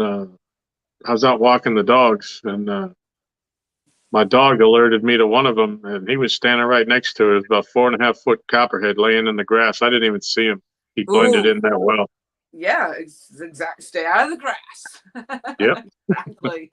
And the thing was, is that the neighbors' little girls had been playing right on the edge of the road, right there where that thing was, like 30 minutes earlier. Because I had waited for them to go in so I could take the dog out, because the dog goes nuts when the kids are out there. Yeah. And so yeah, we took care of that problem. You know, before it bit somebody. Yeah, exactly. I have another video. I think it's one of the short videos I have here.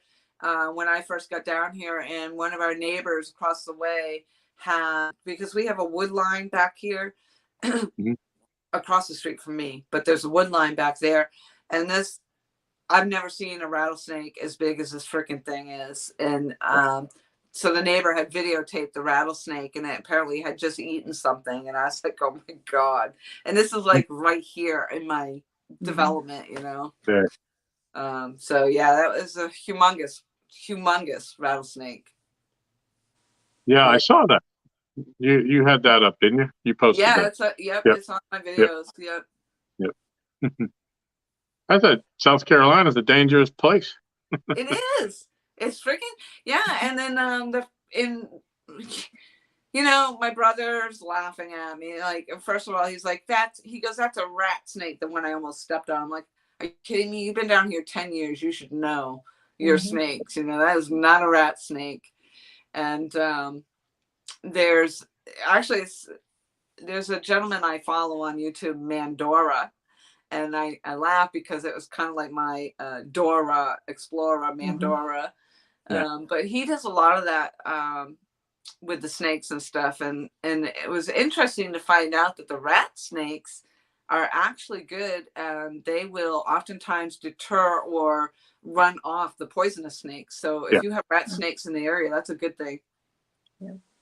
Yeah, that's what they call them, black snakes or rat snakes here too. Same thing.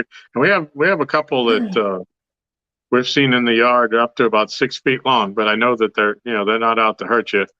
And unless you corner them, they just as soon go the other way, so, and they do, they keep the mice down. They keep the other poisonous snakes that we do have. So I'm all for them. They can stay all they want. I'm not going to bother. And that's true with the poisonous snakes too. I mean, it's not like they're out there looking to ambush you. I don't think, but the difference I think here is that versus like at home, if we had the snakes at home, they would move once they heard you. You're walking or you walk towards them, they're going to slither off. They don't do that here. They just lay there. So, they're just waiting for you to step on the damn things. But Jamie, it's Mike's Fishing Home. Have a very good night. Thank you very much for joining us. I appreciate your support. I used to have a neighbor who would kill the rattlesnakes, and before it got so congested up here, you could hear someone coming like 3 miles away and know who it was. You could tell by the sound of their car. He would take him to his mirror and then have him go down the road, hanging off his mirror and stop and show everybody. That's how big they get up here. The rattlesnake. Wow. Yeah. I'd seen one picture of one in the local newspaper when I was up in Maryland that they had shot that was a rattlesnake over 6 feet long. It's like, nope. Yep. Yeah, exactly. Yeah. I mean, I'm all set. It's just like when I'm going to the archery range, I actually they had an event down there where they put they call them 3D targets. So they look like, it's like the actual animal. They'll take a deer or whatever it is, and these three-dimensional styrofoam type things, and they put them out there for you to shoot at. So you will walk through a course, and you come up on each one, and you walk through the course, and it was fun. I enjoyed it. But you're walking through the woods. And I swear to God, I stepped one time, and I heard the leaves, rustling leaves and stuff, and I thought, oh my God, what, did I come close to stepping on something? I don't know. But I can remember, when I first was thinking about going to this archery range, and they tell me all the time, and I hate them. I hate them for doing it. One, there's a snake that apparently gets up into the outhouse there. And so it'll make it so it'll lay up over the door. So when you open the door, it's over your head like this. And apparently it bit somebody in the neck. So I don't think it was one of the poisonous snakes. It gets bothered by the fact that you're coming in and out of the outhouse every time. And then they go, oh yeah, one time it was peeking its head out underneath the toilet paper roll. And I'm like, oh my God. Every time I go to use it. So now when I go there and I want to use the outhouse, I'm like, bam, bam, bam on the door before I go in. I'm like, hello, are you in there? But yeah, and I was all about getting snake boots. I'm like, I'm gonna get these snake boots, $180. Oh my God! And you know what? I'm so glad I never went and got those damn boots, because they're so stiff and rigid. $180 freaking dollars, and I'm like, you know what they wear down here? Cowgirl boots. Yeah. So I mean, those are actually very expensive as well, but in reality, I really didn't need the snake boots to get by, just as long as, and then they say, oh, just make sure you cover your ankles. I'm like, yeah, okay. Like, that's it. They're just going to bite my ankles. Yeah. But through the archery range, that's what they tell me all the time. Oh yeah, we've had some really close run-ins, and I don't know what a bull snake is. Yeah, I'm not familiar with that either. I don't know. I've heard of it. I've heard people say it. Must not be in my area. Sounds aggressive. Yeah. Delos says, I've had a bull snake chase me around a field while arrowhead hunting one time. Thing was freaking me out, and I'm not even afraid of snakes. Oh, wow. If it was chasing me, I'd be afraid of it for sure. Jello's name. I've been seeing Jello's name in the chats a lot. I'm not familiar with Jello other than just recently seeing the name a lot. So hello, Jello. Howdy. Yep. Yeah, to me, the only good snake is one going in the opposite direction of me. So Yeah. Also, And Rebecca, Carolina Real Screamers has snake boots. nice. And we call them here. We call the poisonous ones. We call them nope ropes. Nope ropes. Yep. Yeah. Yep. Yeah, these were actual snake boots with the canvas and everything on them, and it just, I don't know, I think it was just overkill. But when you're first getting down here, that's what you think you need. You know, you're about ready to, you know, it's just like with this new virus coming out. You're about ready to go get in your hazmat suit just to go to the freaking store. You know, that was like me going into the woods. Nope, nope. I'm gonna make sure I'm all protected from whatever's gonna kill me and eat me. You know. So it's just like going down to fish, you know, and going down there. And I would go down to the water. I watch, you know, the YouTubes and stuff, and you watch. Yeah. So you go down, or in Africa, wherever it is, and they're, you know, leaned over the water. The animals are leaned over the water to drink, and the freaking alligators or the crocodiles come up and whack. Mm-hmm. You know, so every time I go down there to rinse off my rag or something, you know, I'm thinking, oh my God, am I going to get eaten? But and that's part of why, you know, the kayaking for me, I was just really nervous about it, you know, with everything else and the snakes. I don't want, and I mean, Cripes, you just look at Haslife, you know, he had a snake there trying to climb up into his boat, not once, but twice, you know. Mm-hmm. And if you got bait on there, they're going to, you know, cottonmouths are going to want to come for the bait. And I just personally don't want one of those suckers climbing up in my kayak while I'm on it. And then I'm going to be freaking out, and I'll probably end up tipping myself over and become gator bait. Hey, so Lynn said bull snakes, you could call them rat snakes, same thing. That's good to know. Oh, okay. Thanks, Lynn. Appreciate that. Yeah, exactly. I didn't know that. Awesome. I've never heard of a bull snake. Isn't that funny that, you know, you can really have a whole conversation about the different names for things, really. Mm-hmm. I mean, it just, for so many things, just like we were talking about the, you know, the catfish versus a, what do we call them? A hornpout. Yeah, thank you. A hornpout. Yeah. Hornpout, yes. Or as Jody calls the Pepsi, a pop. Yeah. Or you call some people call a sub a hoagie. Sandwich. Yep. A sandwich. Have you ever been spined? Well, and I wanted to ask that. Have you ever been spined with catfish? Have you ever been spined by one of those? Spined? Oh, spined. Yeah. I was trying to understand what she was saying, and I'm watching the screen at the same time. So I'm like, oh, I see a Pepsi can up there, and so it was a delay. I'm sorry. No. What? Thank God. When I got, I mean, I've been tapped a little bit with the spines, but nothing serious. Like enough to know, like, oop, you know, I know it's there, and I know that the younger catfish, you know, you have to really be careful a lot more so of their spines are a lot sharper than the older ones. But in New Hampshire, I was worried more about the fish there that I was pulling out of the water and getting spiked and stuff. So, and down here, I'm worried about the poisonous fish. Mm-hmm. Like in the ocean. Everything's poisonous down here. Everything in South Carolina wants to kill you. Yeah. Well, you know, with the little ones too, though, because their spines aren't as long, it's tougher to get your hand around them without them jabbing you. Yeah. And I think twice I've been jabbed, it's been by one of them tiny ones that I just couldn't. The spine wasn't as long as my thumb, and I got stuck in the thumb twice. Yeah, wasn't it Palmetto Cats that got stabbed pretty good there in one of his trips? So, yeah. Yep. So let's talk about fishing in South Carolina. Sure.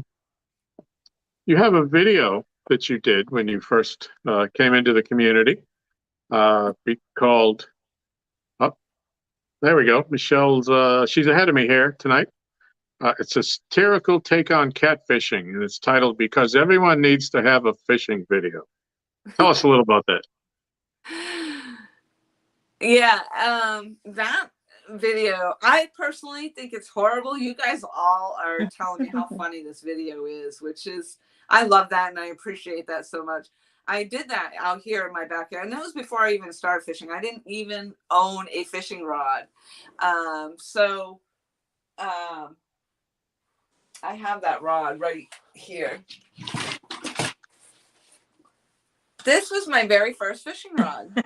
Yeah. Aw. So, yeah, Jody, didn't you even just not too long ago, do a challenge with these? There wasn't a fishing challenge with these little Barbie rods or whatever it is, you know? No, hey, I've done some push buttons, but not that one. Oh, because I thought you did like the small Barbie rod. Yeah, this is a fish sticks. Oh, Bass Pro Shop even. I don't even know. But yeah, so I purchased it specifically so that I could do that video. Yeah. I just thought it was funny because I was so new to the community and stuff, and watching everybody out there with their fishing and their fishing videos, and everybody was wearing camo, and I don't know. I found the humor in some of it, and I thought, for me, because I started becoming a part of the community, I need to have a fishing video because everybody has a fishing video, and that's what I ended up titling it, because everybody needs a fishing video. And I just thought it was funny because at that time it was all about chicken for the bait. And my rubber ducky's up here too. I don't know if you can see that. I was going to ask you, was that him up in the corner? Yeah. The lemon duck. The lemon duck. And yeah, I got everything going over here. Let's see if I can get him down. So I was able to do like a little parody of everything, you know, and even down to where if you watch people in their videos, yeah, this is my duck bait. You know, don't go with chicken, go with duck. Yeah. And yeah, so I did like a little parody basically on it, because if you watch the videos and stuff, people would be doing their live streams and they wouldn't have set up their, I think one time was good for that a lot of times, or didn't have even still they don't have the lights, they don't have the setup or whatever. Yeah. Or they do have the lights and they don't have them with them, or they're not charged or something, you know. So it'll be getting dark and, you know, people are scrambling to put up their lights and stuff. So when I was doing my little parody, I'm like, oh yeah, I'm already set up, and I've got my bedroom lamp out there. I'm like, I'm already set up with my lighting, and I've got the whole thing going on. And what I did, they were talking about the sinkers, and I took the strainer from my sink, and it included that. I had my stuffed catfish. He's over here somewhere too. I don't even know. He's somewhere. Yeah. But I had so I just did that video on that, and there's Muddy River. Oh, what is that going on there? There's all these new logos everywhere. I know. Hey, Chris, welcome. Oh, look, there's one good looking sticker right there in the middle. It says, yeah, that one stands right out. And Jeremy Tournament Cast is in the house too. Hello, hello. Hey, Jeremy, welcome. Yeah, you know, the video, it, like I said, I know you said you don't really like it, but I thought it was hysterical because it was making fun of everything that we do and what you see other people do, and yeah, and it was so raw, like you could see where it was pieced together, you know, in frames and all that. And I said that made it even funnier than if it was a polished routine. I mean, and you were doing it in segments, and I just thought it was hysterical. I think it's one of the funniest things I've ever seen. Yeah, literally one of my very first fishing videos, or coming into the community videos, because all I had on there was, or as DMV was calling it and referring to, was the my little 30-second videos. So in fact, I even commented on that in my little fishing video. And I actually mistakenly in that video, which I left it in, I think I did it as I did a blooper reel after. Right. So there's that fishing video, but then I personally find the blooper video to be funnier than the original, I thought. But yeah, I called him DMV Whisker. What did I call him? DMV Fishing King. Yeah, that's what it was. Yeah, the DMV Fishing King instead of the Whisker King. And oh my gosh. And then that was at the time when in the chats, all everywhere you went, it was Mike. Yeah. So I incorporated a lot of that. Yeah, it was good. I had fun doing it, except for my neighbors being out here. So you could see, I was trying to be quiet because my neighbor was right there. Yeah, kind of funny. Yeah, but it's out there now. I took it down for a while. I did take it down for a while, but it is back up there, I guess, because you guys are dropping the link too. So I guess it's working. Yeah. I was waiting on that. Yeah. Oh, there it is. You knew it was coming. Yeah, there it is. There it is. Who said that? Who would ever say that, Chris, that catfishing is boring? That's ridiculous. That's redonkulous. I was just fixing to hit you with it. You beat me to it.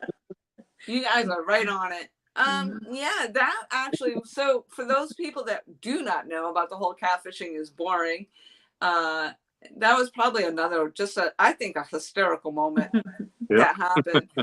And I was on an interview, this is only my second interview, I believe. And my first one was with Two Stands Fishing. And I was up there with Two Stands, and Epic Catfish was up there on panel, and Creo was on panel because it was Creo and Stan doing the interviewing. And so Epic had come up, and oh my gosh. So here I am now, mind you, as we talked about earlier, I came from bass fishing. So LG bass would be familiar with. So bass and trout fishing. And, that's a constant, you're casting, you're constantly moving and casting, reeling. So here I am in front of the entire catfishing community doing this interview, and up there with Epic Catfish and Creo and everybody on this panel. And I come out and say, yeah, catfishing is boring. And oh my gosh, and that was the whole big thing. And really what I meant was catfishing is boring in comparison to bass and trout fishing, but yeah, that stuck, that I was the one to say catfishing is boring to an entire catfishing community.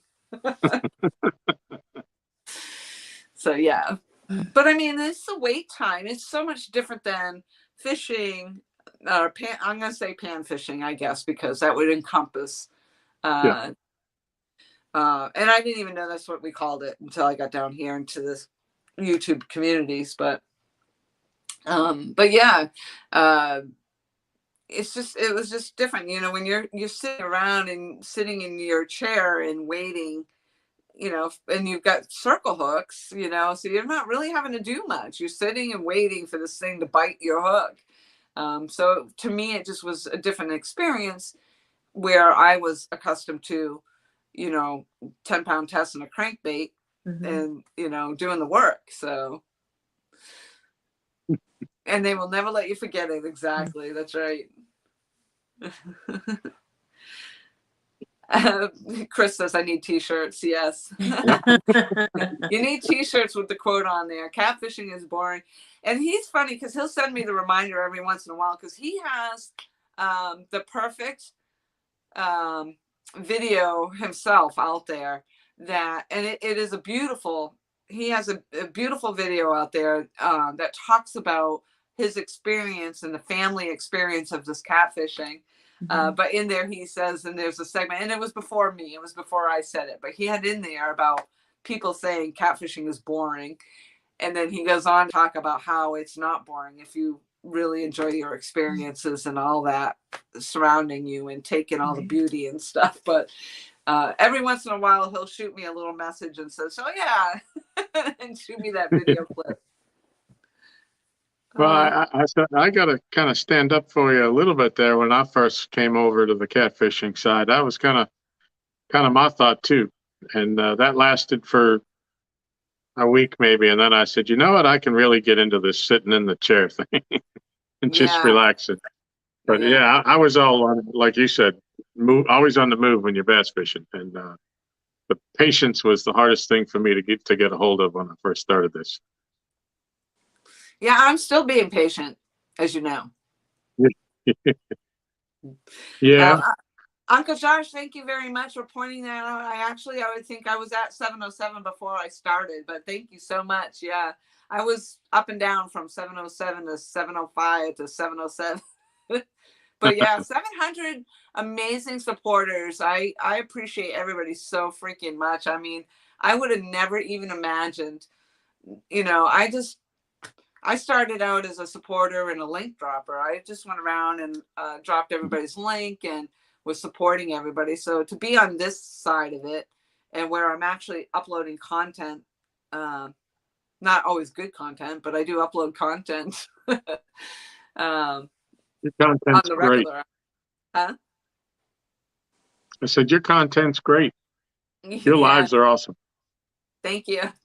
A lot of people do compliment my lives. I'm not sure. I don't know why. I mean, maybe the people in the chat can tell me why they enjoy my lives so much. I wish I could be at the Catfish. I wish I could be at that conference. I really, really do. But no, I will not. I'll be watching from afar, or I'll be working. Hopefully, I'll be working by then. But you know, I think the lives is that maybe I think you put too much emphasis on, and a lot of people do, their success on that live. You know, as far as the catching, you know, there's a lot of people that I'm sorry I didn't catch one. You know, and it ain't about that. It's about just interacting and having a good conversation or some laughs or somebody just eating. You know, somebody has some time to kill and they want to go in and.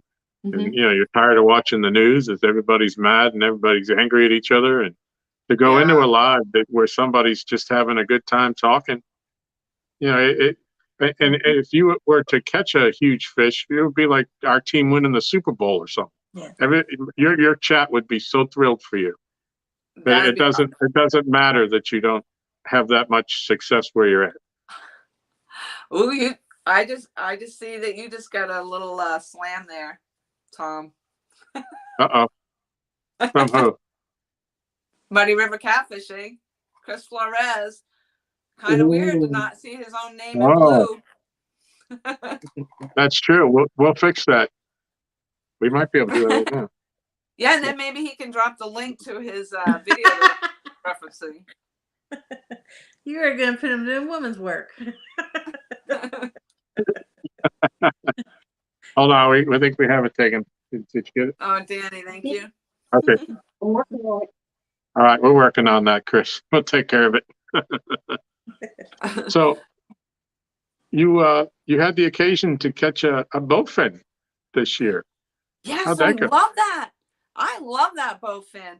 And I don't know, Jody, when you guys caught that, I almost called it a pelican. Well, they called it everything else now, I think, that spoonbill. I mean, I've never even heard of a spoonbill other than the bird, so I thought that was interesting. But yeah, I mean, when you're catching something, well, here's the funny story. And in fact, I think Chris Flores was in there for that one.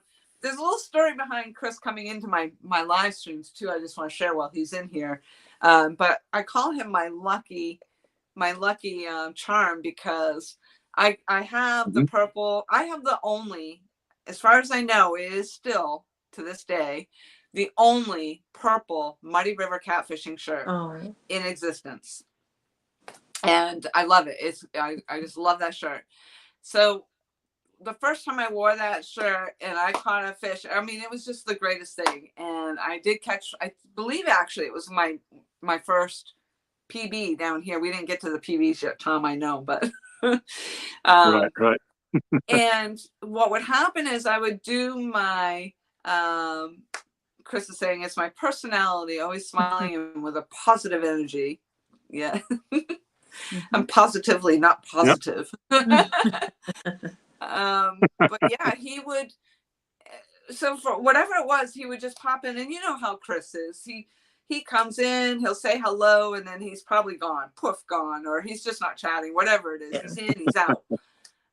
But he would do that, and it was like over my birthday weekend, and I did that mega long live stream over my, that's where I got most of my subscribers from, because I was like 3 days live on my birthday. And I got a channel cat, and I didn't even know it was a channel cat actually until after the fact. I'm looking at it, I'm like, when I was watching my video, I'm like, that's a channel cat. So that was actually a new PB I didn't even know about. But yeah, Chris would come in, and then he'd leave, and then I was like, I caught a fish. And it was happening like 2, 3, 4 different times that would happen. And so now when you'll hear me if I'm on my live stream and he pops in, I'm like, yes, because I'm thinking I'm going to catch a fish. Yeah.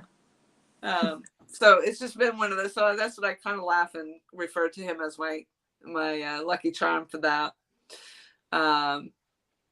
But yeah, anyway, the Bowfin, that was a new fishing spot that I had gone to, and that fish fought. That thing was ugly, nasty fighting fish, right? And I'm so excited, and I pull it up on the bank, and oh my God, I didn't know. I have no idea what a Bowfin. I didn't know what a Bowfin was or anything. Like I just knew nothing about it, and I had to remedy the boring.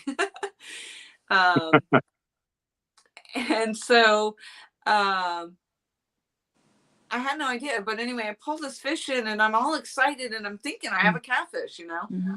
And thank God I did not try to lip this fish. That's all I know.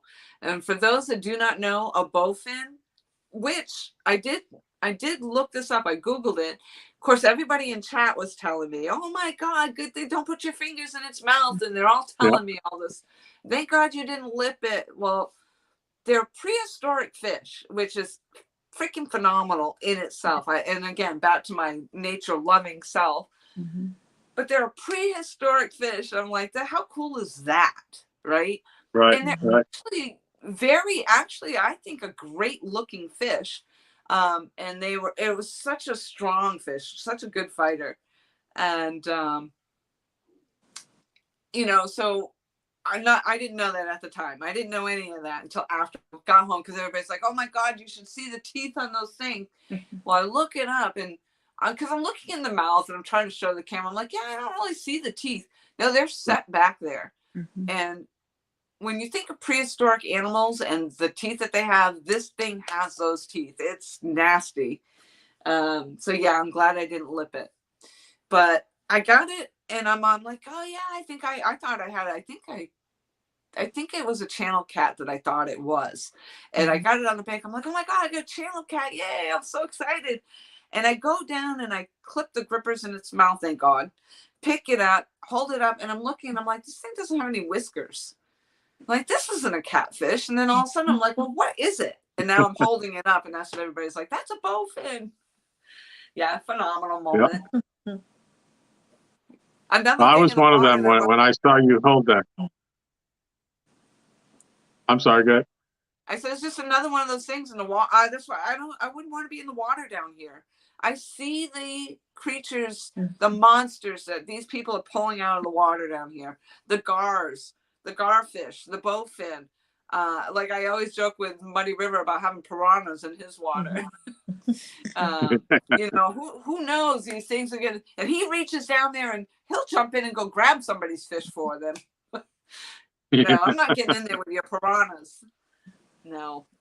Well, I don't think I've ever heard of anybody get bit by a Bowfin or a gar for that matter. Right. But I was in that live, and when you held that fish up, and I said, I was like screaming at the TV, "Don't lip it! You know that ain't a catfish. That's a bowfin. Don't touch it." So I thought you were getting ready to grab it, and I'm like, "No." Yeah. Yeah.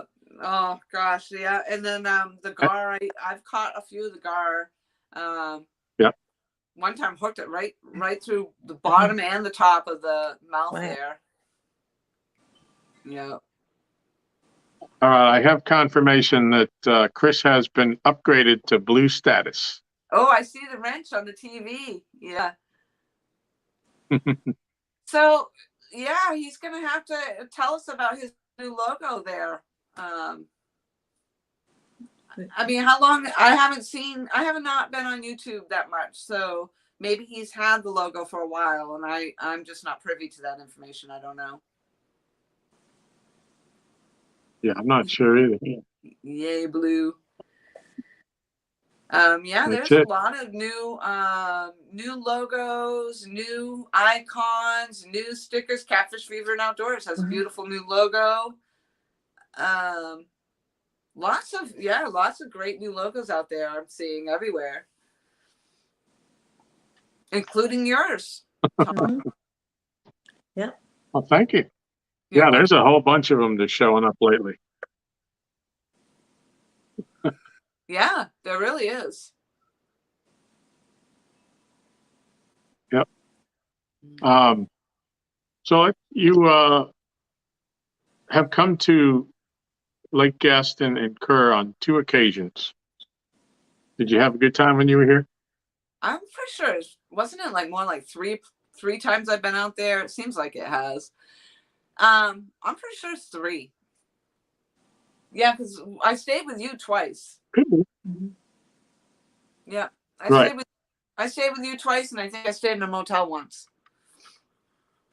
Well, I know I stayed in a motel once. Right. Yep. And I'm sorry, what was the question?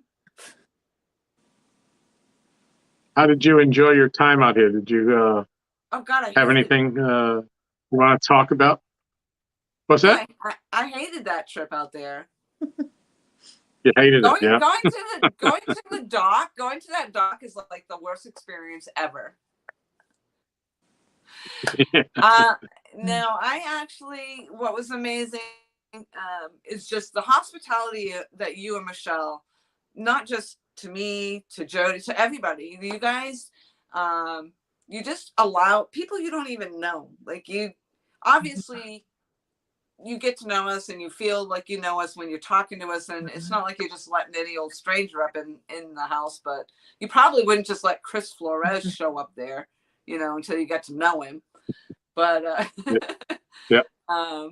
What's he saying? Oh, the blue wrench. It's gonna be my new logo.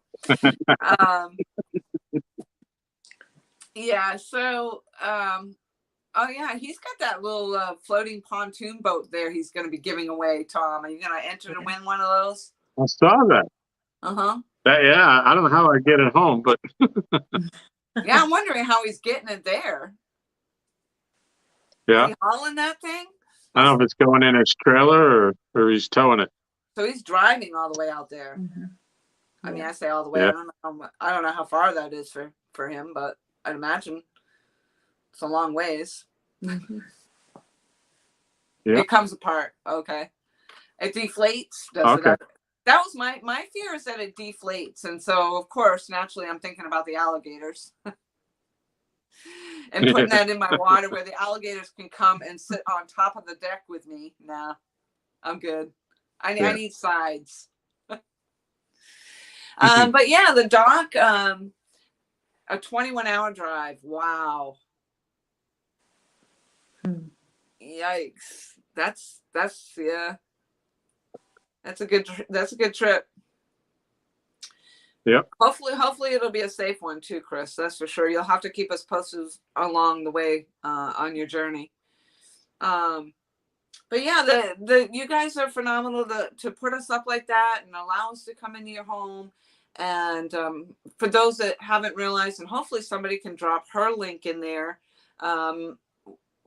who is lovingly known as my Michelle, which is Erin's actually named her my Michelle, and then I came along, and then two stands tried to claim her as his Michelle, and no.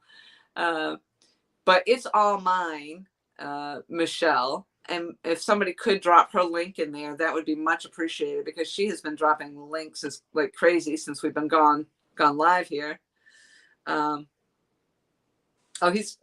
Chris is saying he's leaving on Friday and fishing along the way. But yeah, she does. Where I was going with that is she will cook for a lot of the people out there. And Uncle Josh, thank you so much for coming in and supporting. Thank you very much, and have a good night and a good work. But she does a lot of the cooking, and so she has her own channel now also, and has been putting up her own cooking videos. And I remember the day I said that. I said she ought to do, I'm sure a lot of people did, but I can remember sitting down there and saying, oh my God, you should do your own cooking videos. You could be the next Mike Chavez. And now they're going to have, collaboration. So that's awesome. But she does really well with that. So definitely go check out her channel and give her some support as well. And, but no, I enjoyed it a lot going down there to the dock. And for me, Tom and Aaron wanted me to be on the fish so bad. They just wanted me to catch a fish so bad. And so that was a part of them wanting me to come down and get to the water where the big fish were, Yeah. And and I have this thing where I appreciate that, and I appreciated it then, I appreciate it now too. But and Tom has come to kind of have a better understanding where I was with it. But I was like, this is great and stuff, but it is not. You're very welcome, Michelle. You deserve it. But it's not my water. So to me, it was like, okay, and you're in a pond, yeah, it's a big pond or lake, a big lake, but I fish the rivers, and stuff. So, and it's a challenge. Not to say that Kerr isn't a challenge, obviously, or Gaston isn't a challenge. It is, because you can see by watching them, they're not catching big fish every other day or every day. So it's still a challenge. But to me, you're putting me in a big fish pond. So is it really going to be a surprise that if I catch a big fish, and that's kind of where I thought about it. It's like, where here, you don't see the big fish every day down here. They're not as common, unless you're watching palmetto cats or Jeremy when they're out on Santee. But, you're not seeing that many of them down here. So the challenge is just more so, I think, for me. And I really wanted to catch that PB here. So going there, I was just like, I'm just as happy just hanging out and fishing with you all. But as many of you may know, I don't usually stay up this late. So this is well past my bedtime. And that night we were, I don't even know what time it is right now. That's okay.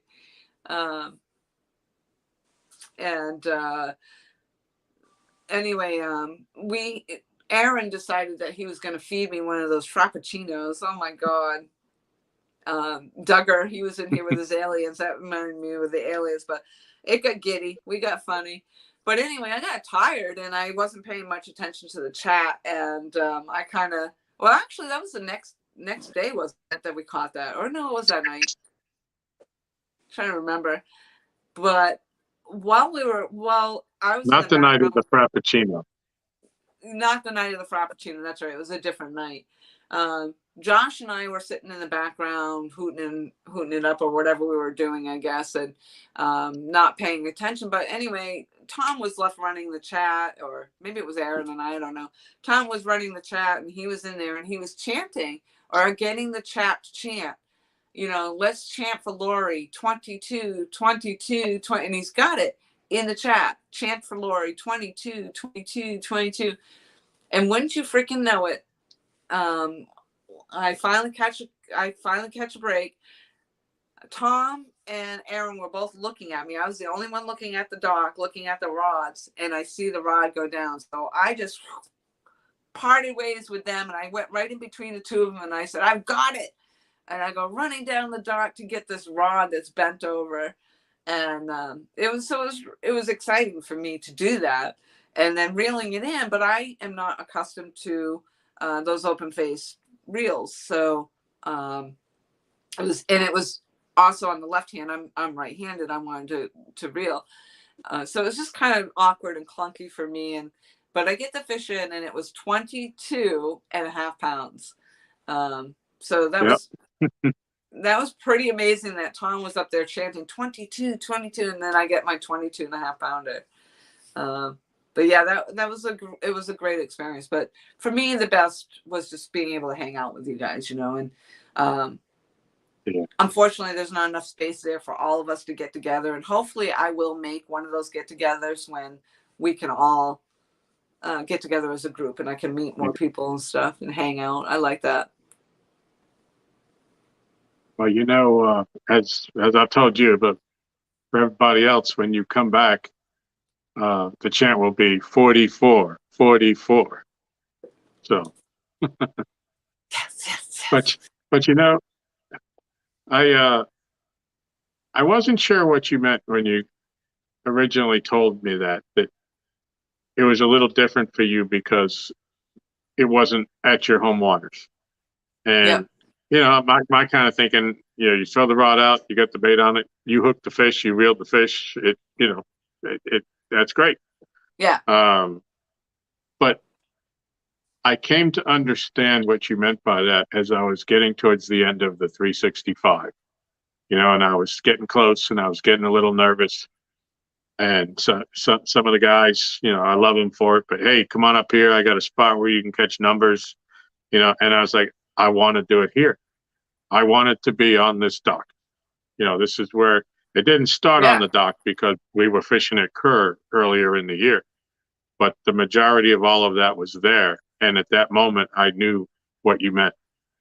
Mm-hmm. And, at that point, I understood it, and it made sense to me, and I appreciate it because at that point, if I want to sink or swim on my own merits, Yeah. And that was kind of it. Like, I don't necessarily enjoy like deep sea fishing on the charter boats for the reason that they bait your hook. They do everything. They do all the work for you, which, it's great. And you're paying for that charter. But you go out and basically you drop your line in the water and you stand there and, you get to reel it in. It's just boring. It takes the whole experience and excitement of it out of it for me. So, and I don't enjoy that as much as, if it's my rod, and I think I said that to you guys, I wanted to have my rod out there and I want to put my bait on it. And I don't know how Jody felt when she was out there and doing it, but,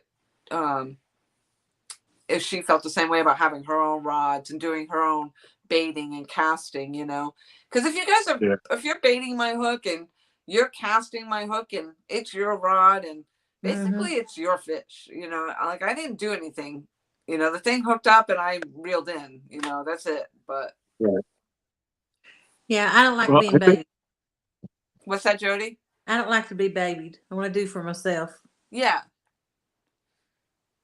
And and when I say that, I don't want to sound mean, because they was trying to help and do for you and be nice. Right. But if you're independent, and you don't need them to do it for you, then it's like, well, I want to do it myself, Yeah. But well, I think, and Jody, we've talked enough about when you came here, and the only issue with you, it wasn't that you couldn't catch fish. You obviously know how to catch fish, but you weren't equipped for what we have to do to catch fish here. With the reels you had and the heavier line on them and all that. I mean, there's no doubt you can cast your rods and catch fish. You do it every week. It's just. I can admit my weakness. I didn't have the right gear, and when I used your gear, I still couldn't reach it. I wasn't strong enough and wasn't good enough casting. I mean, I could admit that. And what'd you do about that? I practiced. That's right. Jody set up a casting range, I guess you'd call it, where she marked off markers really? and she practiced her cast and to get better at it at her house. I think that's awesome. So what was the difficulty with casting? Because of the weight that you need to put on in the area, or? Because the weight it does make a big difference when you're putting the weight on. I have bad technique. I have a bad shoulder. Oh yeah. Well, the bad shoulder alone is. And I don't have to cast that far from a boat, first off. And then I had the big heavy reels, the cranking reels, not the casting reels. Oh yeah. I did buy a couple of Abus, but they just wasn't what I needed for the boat. They're more for the bank. And I think also that you had the 50-pound test on there too, and the heavier that line, the less distance you're going to get on your cast, anyways. Yeah. So I think that kind of contributed too. Like you said, that's perfect for the boat, but not from here. James Alba says at my age I had bad everything. Yeah. But I can admit I still couldn't cast yours, Tom's.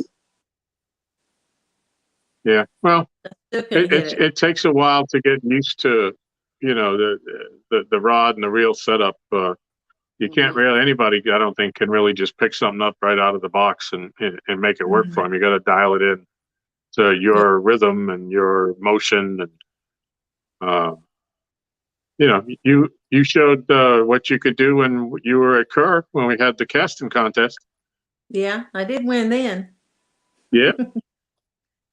I was proud of you too. Fun? That would be something I haven't seen, doing the casting contest. Did you guys do that on a live video? Yeah, I kind of set them up. Yeah. But they beat me right-handed. Yeah, that's cool. But they said best 2 out of 3. So when they said that, I'm like, well, we're going to do backwards. We're going to do right, left, and backwards. And that's how I beat them. Was the left and the backwards. Yeah, I got to say, I never casted a rod backwards over my head. I was a little nervous when I had that hook and I'm looking at the hook and the weight as I'm throwing it over my forehead. I'm like, I don't know about that. I do it off the boat all the time. Nose piercing. The people that watch my progression on my YouTube and come into my lives, and that from very early on watching, and you see my videos, and I put it all out there. There's not like, I didn't say, oh gee, I'm doing a fabulous job. No, I did every shitty moment. I put it out there in video, and I'm like, I never once said I know what I'm doing. And my whole thing was I knew nothing about what I'm doing, and I just kept trying. I'm still trying. I'm still trying. So, but there's the videos, and I'm doing it, and I go to cast, and you hear it go kaplunk on the dock behind me because I released, and there goes so now I got to reel back in and try it again. Or I cast and it got, I don't know, locked up, and it slams and hits, hits the water, and I lose my bait, or I cast and I lost the whole entire setup because I didn't tie my knot right, so the whole thing has just been such a learning experience. And for me, that's the whole build up, if the catching I love that everybody can get out there, those that do, and catch the fish like all the time. They're out there, boom, boom, boom, has like, there's a fish, there's a 60 pounds, 70 pounds, 80 pounds. There it is. There's another one. Woohoo, we're on fish number 58. That's awesome. Exciting for the show. But if it was like that for me, I don't know that I would enjoy that as much. To me, I like that challenge of, am I going to get this one? Is it, it could hit it. I could get a 50-pounder out of here, or I'm pretty sure we actually have. I almost want to say it was a 70-pounder is what our big fish here is. I'm not 100% sure on that, but I think we have a record breaker out there. But but that's the excitement of it for me, and the challenge. It's obviously a challenge for me. So as we talked about earlier, when I get that fish, right now my PB here is 10.6 pounds. That's the biggest I've gotten here. Blue cat. So when I get the bigger fish, and I know that I can at least get 17 pounds, I see that a lot. But when that happens, that's going to be quite the moment for me, because I've worked up to it, and everybody's been so supportive, and you see my purple hearts all the time in the chat and cheering me on. And I just love that. And I think that's what I enjoy most about the whole thing. So the catfishing itself might be boring, but the live streams are fun. Well, that's where the 22 came from. It was the double of the 10.6, rounded up to 11. So that's where the 22 number came from. Ah, there you go. That's why we're going to double it next trip. There we go. 44 out the door. 44. That's it. So the night of the Frappuccino, did anything interesting happen that night that you remember? Besides the funny I don't know chat? what you're talking about, Tom. I would have no idea what you're talking about. No? Huh. Are we talking about the flyby? Yeah. We had our own flyby. So those people that are not familiar with the dock, there are some stories about that dock. So there are creatures of the night down there. There are creatures that will lurk up behind you. Big Beast in the house, by the way. He's been floating, and I've seen his name. And Laurie in a 44 would be a great video. Yep. Yeah. So hello, Brian B. I wanted to say hello. I saw your name in there. And James Alba as well. But anyway, the story, he's got, the fox up there howling. Who knows if it's dangerous or not, creepy, I don't know. But if you're standing on the dock, there's some woods right there. And they got some creepy noises that come out of there. And there's some big fish that lives underneath the dock. And holy smokes, there's just all kinds of stuff going on. Some creepy monsters out there. And but anyway, it was just kind of random funniness, because you can tell, I mean, I talk a lot. I'm very, giddy, and when I'm tired and I'm overtired, it accentuates, like, I can't help the fact that I laugh all the time, and I'm my mom calls me Chatty Cathy, as you are finding out.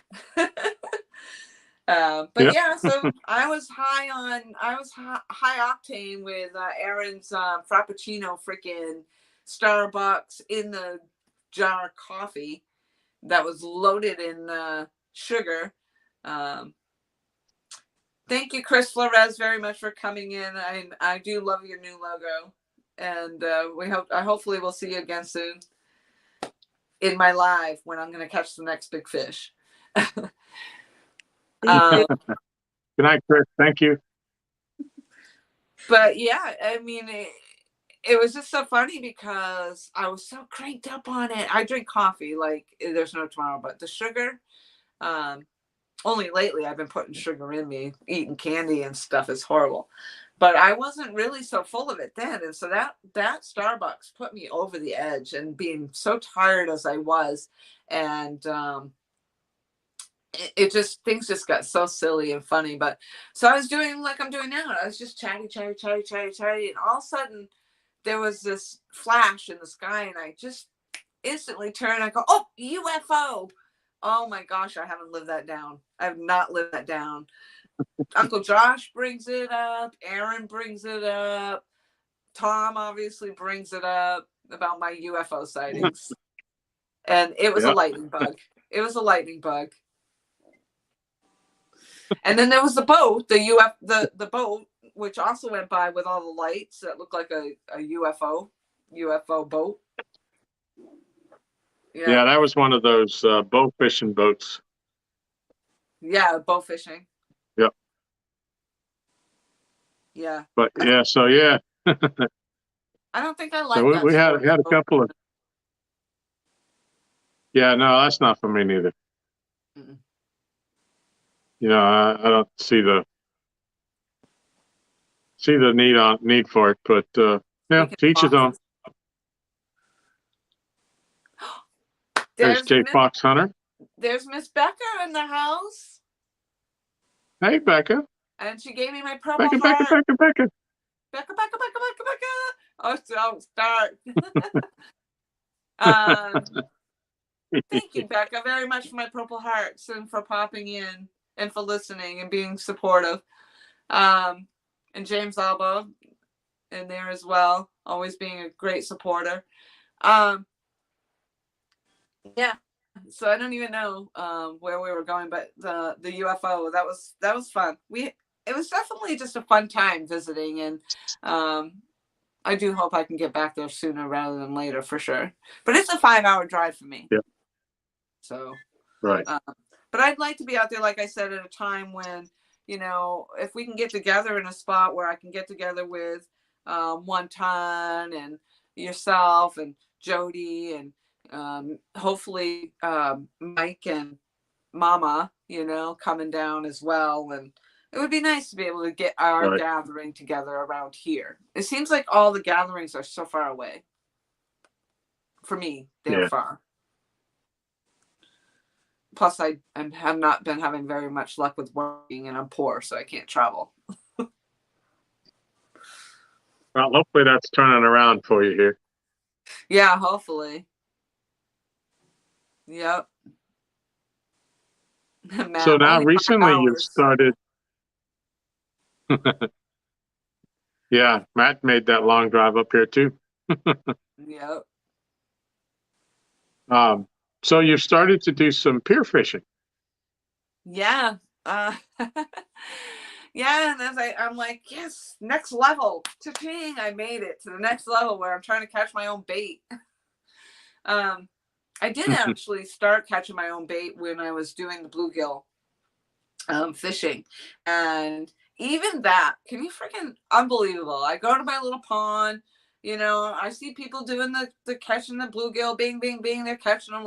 Me, I go out there, I'm like, come on, fishy, come on, fishy, fishy. I'm still not catching the damn things, you know. I'm like, what is it? What is it? I just can't, nothing wants to hook up. But I did finally catch my first bluegill, and I did actually catch a blue cat on a live bluegill. So that was my first luck with the bluegills. But for the most part, I don't have a lot of luck with them. And I haven't had a lot of luck fishing in general. So come on down, Danny. Let's go pier fishing. We're on. And then I don't have to worry about not hearing you.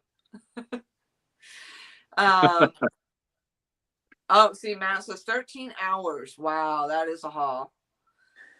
Yep. But yeah, I mean, so part of this whole progression and me catching this catfish is that I'm going to have to learn how to catch my own bait. So yeah, I can catch a bluegill. I know how to do that now. Get out there with the worm. I can do that, you know, but I have not been having luck. I've tried all the baits. I've tried the glizzies. I've tried, you know, the Slim Jim on there. I've tried chicken. I've tried garlic chicken, plain chicken, chicken hearts, chicken livers, chicken. You know, I haven't tried bacon. Maybe I should try bacon. I don't know. Fox Hunter, thank you. But anyway, you know, it's frustrating for me, and I'm like, why? No matter what bait I use, and I'm using the same bait that everybody else does, you know. And I stop at the bait store and I pick up the eel. And thanks to Carolina Real Screamers, you know, I kind of learned, well, maybe the eel doesn't work so good in this water as it might in the other water, or because we have a lot of different bodies of water around me. And Mike Costello is out there, and he came and he just did a live. We were talking on the phone, and he's telling me about these ocean fish called the croaker. And so he's like, I have this croaker, and he's talking to me on the phone while he was doing this live stream, and I was on my way to him. And he catches a damn fish. I'm like, come on, man, really? Like I feel like he was on there 10 minutes and he's catching a fish, and it was on this croaker. And so he was just telling me, yeah, just go out to the pier and this is what you do with your shrimp. So it's just like catching the whiting, which he had shown me how to do before. So I had been out to the pier once before, trying to catch the whiting and just trying it, you know, to see how I like it. And so I went out there all prepared to go catch these croakers, and I went out, and because I haven't been working, I've had more time. And so I get out there on the pier, and the first fish I catch, and it wasn't even that long, and it was a good sized fish, but I'm like, wasn't really sure if it was the fish I wanted or not. I wasn't really familiar. And one of the guys on the pier started calling something else. I don't know. I think it was just his pronunciation was funny. But I'm like, I guess that's not the fish I want. So I threw it back. It was a Dan croaker, and that's what I wanted to keep. But I ended up catching 2 more smaller ones. So I do have 2 that I've caught, and they're in my freezer, but that's all I've caught so far in the ocean. So even that hasn't been easy, but the water's cold too. So there is that. But I mean, I don't know. Maybe fishing is just not my thing. I mean, it just probably isn't my thing. I don't know. I have to go camping, I guess. I don't know. Well, But yeah, yeah, good. I was just gonna say, as far as you know, I want to learn how to do the cast netting as well. So, and Michael did actually show me how to do that off the pier.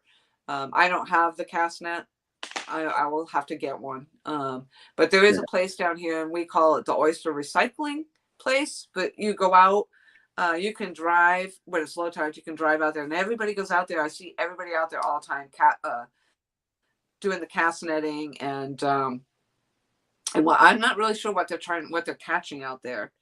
I think shrimp was actually, some guy had some shrimp in his net out there. So, but I thought, I could try out there. You know, I could get out there, and I'd be afraid probably to put my feet in the water because again, with the poisonous, stinging, killing things that are down here, the damn jellyfish, they're the size of freaking talking about flying saucers. These things are huge. They're the size of a dinner plate.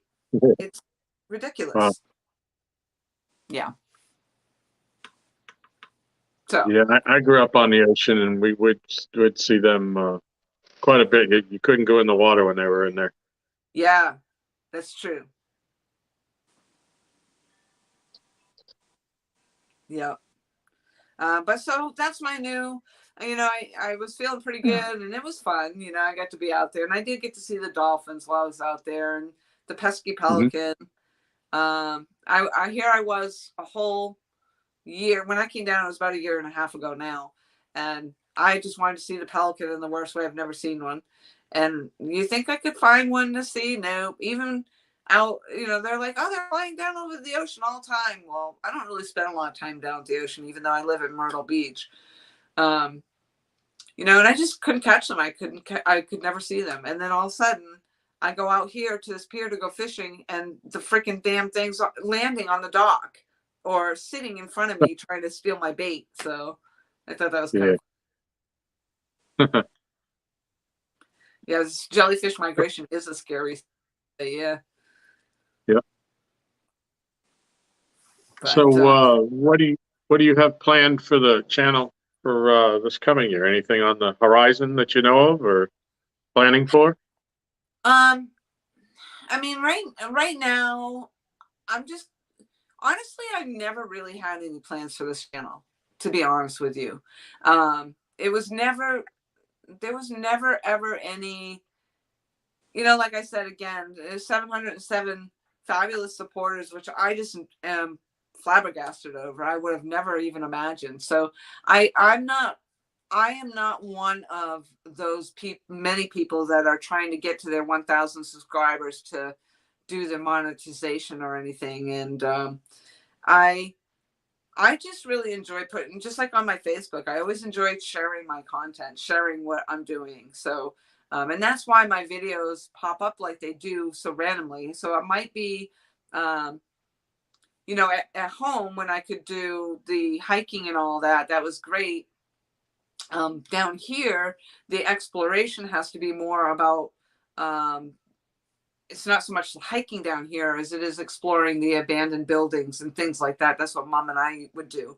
So I enjoy when I come up on a empty house and I can start exploring that. And of course, Mom and I, everywhere we go, you know, we find skeletons or something, you know, and so that's what you see in my videos. That's just Laura the Xplora. You know, I'm doing all these different things and I'm sharing them as they come about.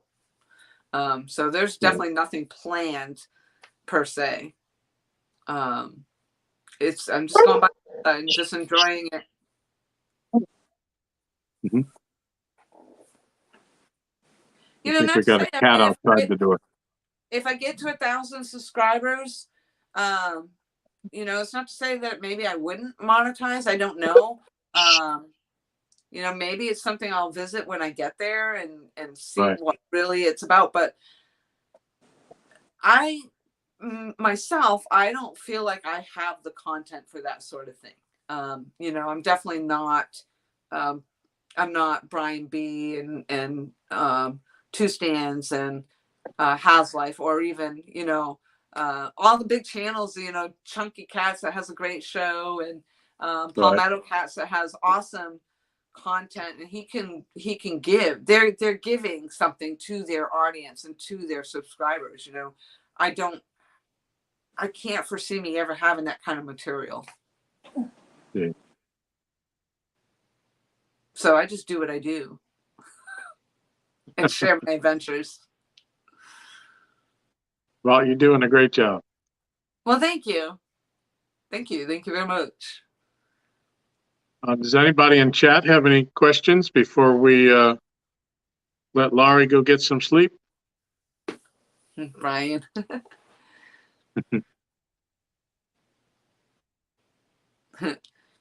Matt says, Laurie, you definitely have the content because you keep it you and natural. That makes it awesome. Oh, thank you.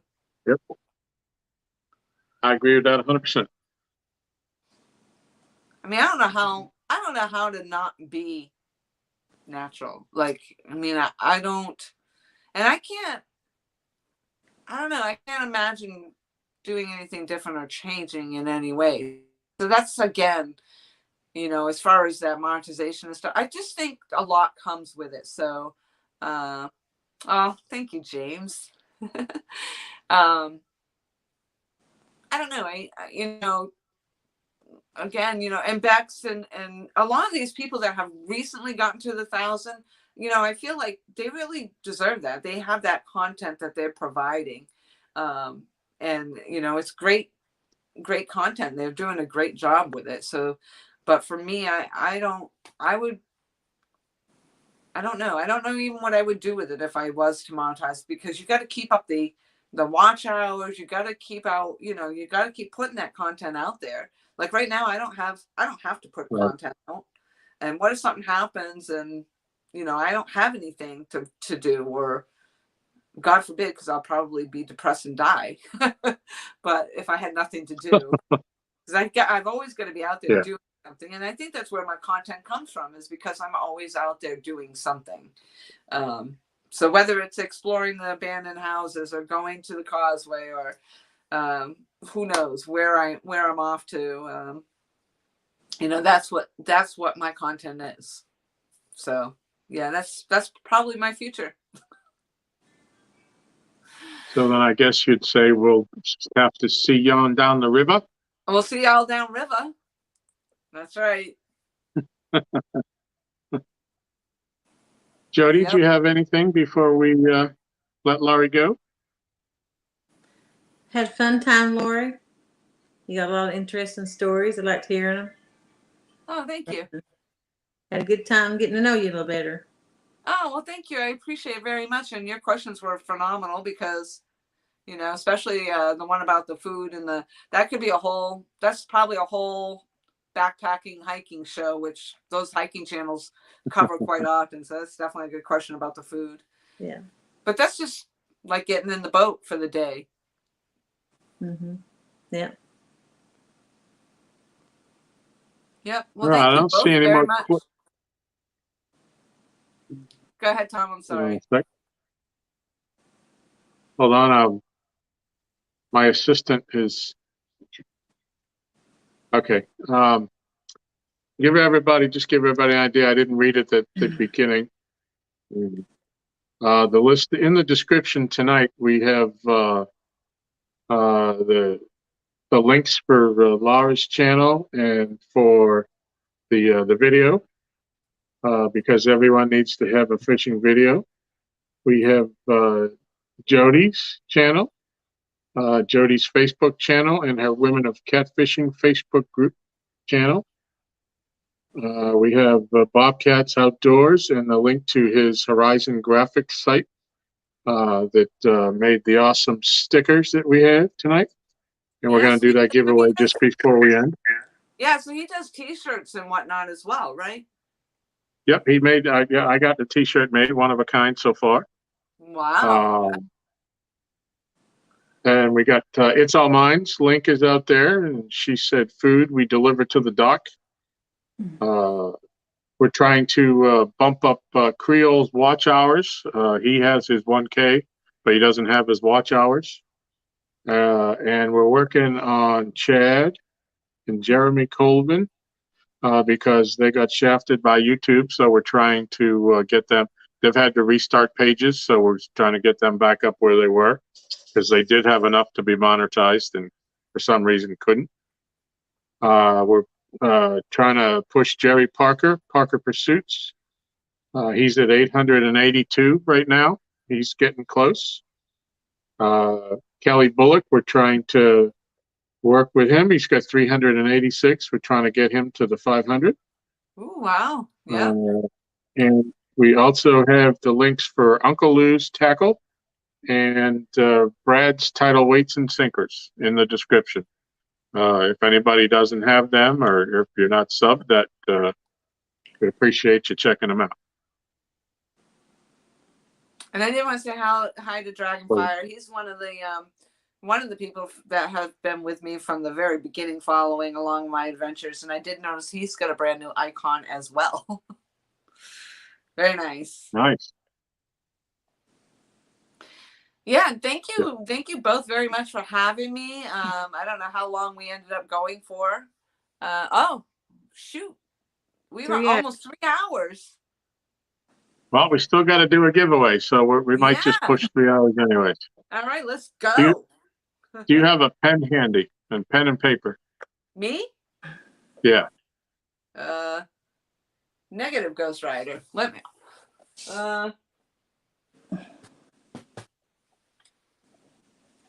Let me see what I can do about finding a pen. I think I have one up here. All right, here is a set of the new stickers that Bob made for us, the LG bass. The bass holding up the catfish, and the hat, it's kind of hard to see, but it says 365 on it.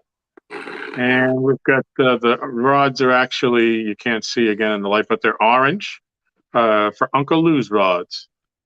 That's my beautiful new sticker that Bob made for us. It is very nice. Let's see if we have any. Oh, yep. And Michelle just dropped Dragonfire's link too. So make sure and check him out. Yeah, Dragonfire actually, I believe now has a new channel, because he came in on my stream and his name was different, or he changed the name or something of that nature. I'm not sure, but I noticed it right away. I'm like, that's not the same Dragonfire. But come to find out it was, and he just had so I don't know if there's a different channel or if it was just he changed the name. Okay. But yeah. But I do have a pen that's working and paper. Yes. Okay. Could you pick a number, let's see, between 1 and 75 and write that down? Let's see. Okay. I'm going to just do the first one that comes to my mind. All right. Okay. You got it? I do. I do. All right, everybody, everybody that wants to be in this, please go ahead and start putting your numbers down. We're going to give you a couple minutes to do this, between 1 and 75 for a set of stickers. And go.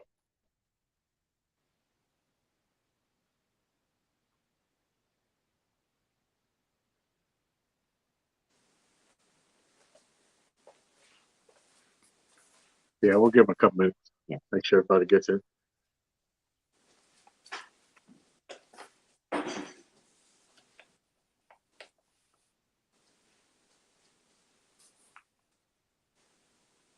So what happened with your bait? Were you able to separate it, or? Yeah, I actually have and I'm wondering if maybe he ended up giving me 3 of them because they were frozen together. I'm not sure. And they're freaking huge. These are jumbo mullet. And Wow.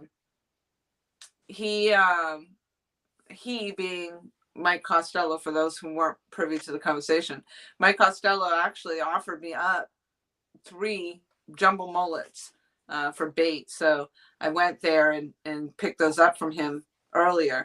And but I had jumbo freezer bags that I keep inside the pouch of my bait bucket. So when I got home, I just took them out, or a little bit after I got home, I took them out and put them into those freezer bags individually, and then put them in the freezer. Right. Well, that's good. Uh-huh. All right. Anybody else? We're going to give it about another 30 seconds, and then we're going to end this so we can end the stream and let Laurie get some sleep. I know this is way past your bedtime. It was way past my bedtime. I can't believe I made this. I can feel my eyes burning, but it's okay. I don't have to be anywhere. But you know what?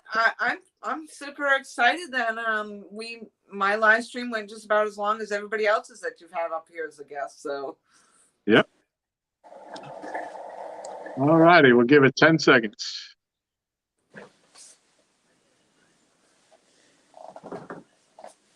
It's been a long day for me. I got up at 3. I slept 30 minutes last night. Yikes. I started watching. I never really was a fan of watching TV at all. But I haven't been in the live streams that much anymore. I'm not doing as much as the YouTube, I guess. I don't know, but I've been putting the TV on the last couple nights. So last night, unfortunately, I stayed up until 1:30 in the morning watching TV. Yeah. Well, Jody, I saw you on bright and early this morning. I woke up. I had fell asleep in my recliner, and I woke up when you had your live this morning. I didn't get in the chat because I couldn't barely see straight enough to type. So I did see that you were up bright and early. I went to sleep at 3 something. I got up at 4 and took a shower and went to work. Got in work at 4:45. Aw, thank you, Becca. Worked Thank you, 11 David hours. Smith. Thank you very much, everybody, for coming in and joining me on my. I was so afraid that we were only going to have 5 people in chat for my interview. All right. What number do you have? I have number 48. And I thought I saw Jay Fox Hunter being number 47. Okay. Yes. Double check, make sure we don't miss nobody. Yeah. Kevin Baker was 46. Jay Fox, yep, 47. That's it. A 45, Chucky Morgan. Yeah. Jay Fox. All right, Jay Fox Hunter, you're the winner. Woohoo! Michelle's going to put you in with the email. The email, contact me, and I'll get them right out to you in the morning's mail. Congratulations.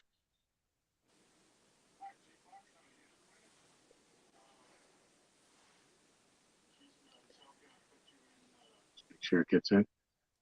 Yeah, you had a good crowd in here, considering, I mean, it is a weeknight. I mean, I can't never see how many people were in chat. I never did see a number up there, but it looked like you had a good crowd in here. I think there's Yeah. 26 right now. Yeah. How much? Still 26, yeah. 46 people? 26 is what I see. I don't know about what he sees. Oh, 26. Mhm. It's like 46 people at freaking this time of night. Holy smokes. Well, Michelle says we have 59 thumbs up. I can't see that on my screen, but she can see it on hers. So Nice. 59 thumbs up already. Oh, Kevin Baker, thank you. It's my Purple Hearts. I There was you seeing go. that in the I was seeing some of that in the pre-chat. So I would check in and Yeah. before the show started, you know, they were all given the Purple Hearts. Well, all right. Well, then why don't Thank we you, Dan. shut this down? Okay. Yeah, no, I was thanking Danny for what. Yeah, sorry. Yes, thank Dan- you. Thank you both very much for hosting me and keeping us going as long as we did. Holy smokes. I'm glad we got through it. Thank you, Lynn. Yeah, a lot of obviously great questions too. And I'm glad that all worked out well. And I'm thrilled. Thank you very much. I was nervous about coming up. I haven't done an interview. And, you know, I just kept saying, what the hell will you guys ask me? I mean, what do I have to talk about? Well, and here we are, almost 3 hours later. Yeah. Miss Chatty Yeah. Cathy. So, yes. Well, I told I'll you see that you there all was down plenty river. of information. Yeah. Hey, when we end this here in a second, don't disconnect yet. Okay. Jody, you got anything for everybody? You fishing live tomorrow night or? It's thundering already right now. Oh, Thundering. geez. Yep. So then you'll have a panel? Probably. Yeah. She sounds so tired. Yeah. I am. Yeah. Oh, no. All right. So that'll be 10 o'clock tomorrow night? Yeah. Right. All right, everybody. All right. Well, we're going to sign off here. Thank you, everybody, for coming in, and hope you had a great time as we did. And we'll see you all next week. Bye. Good night now.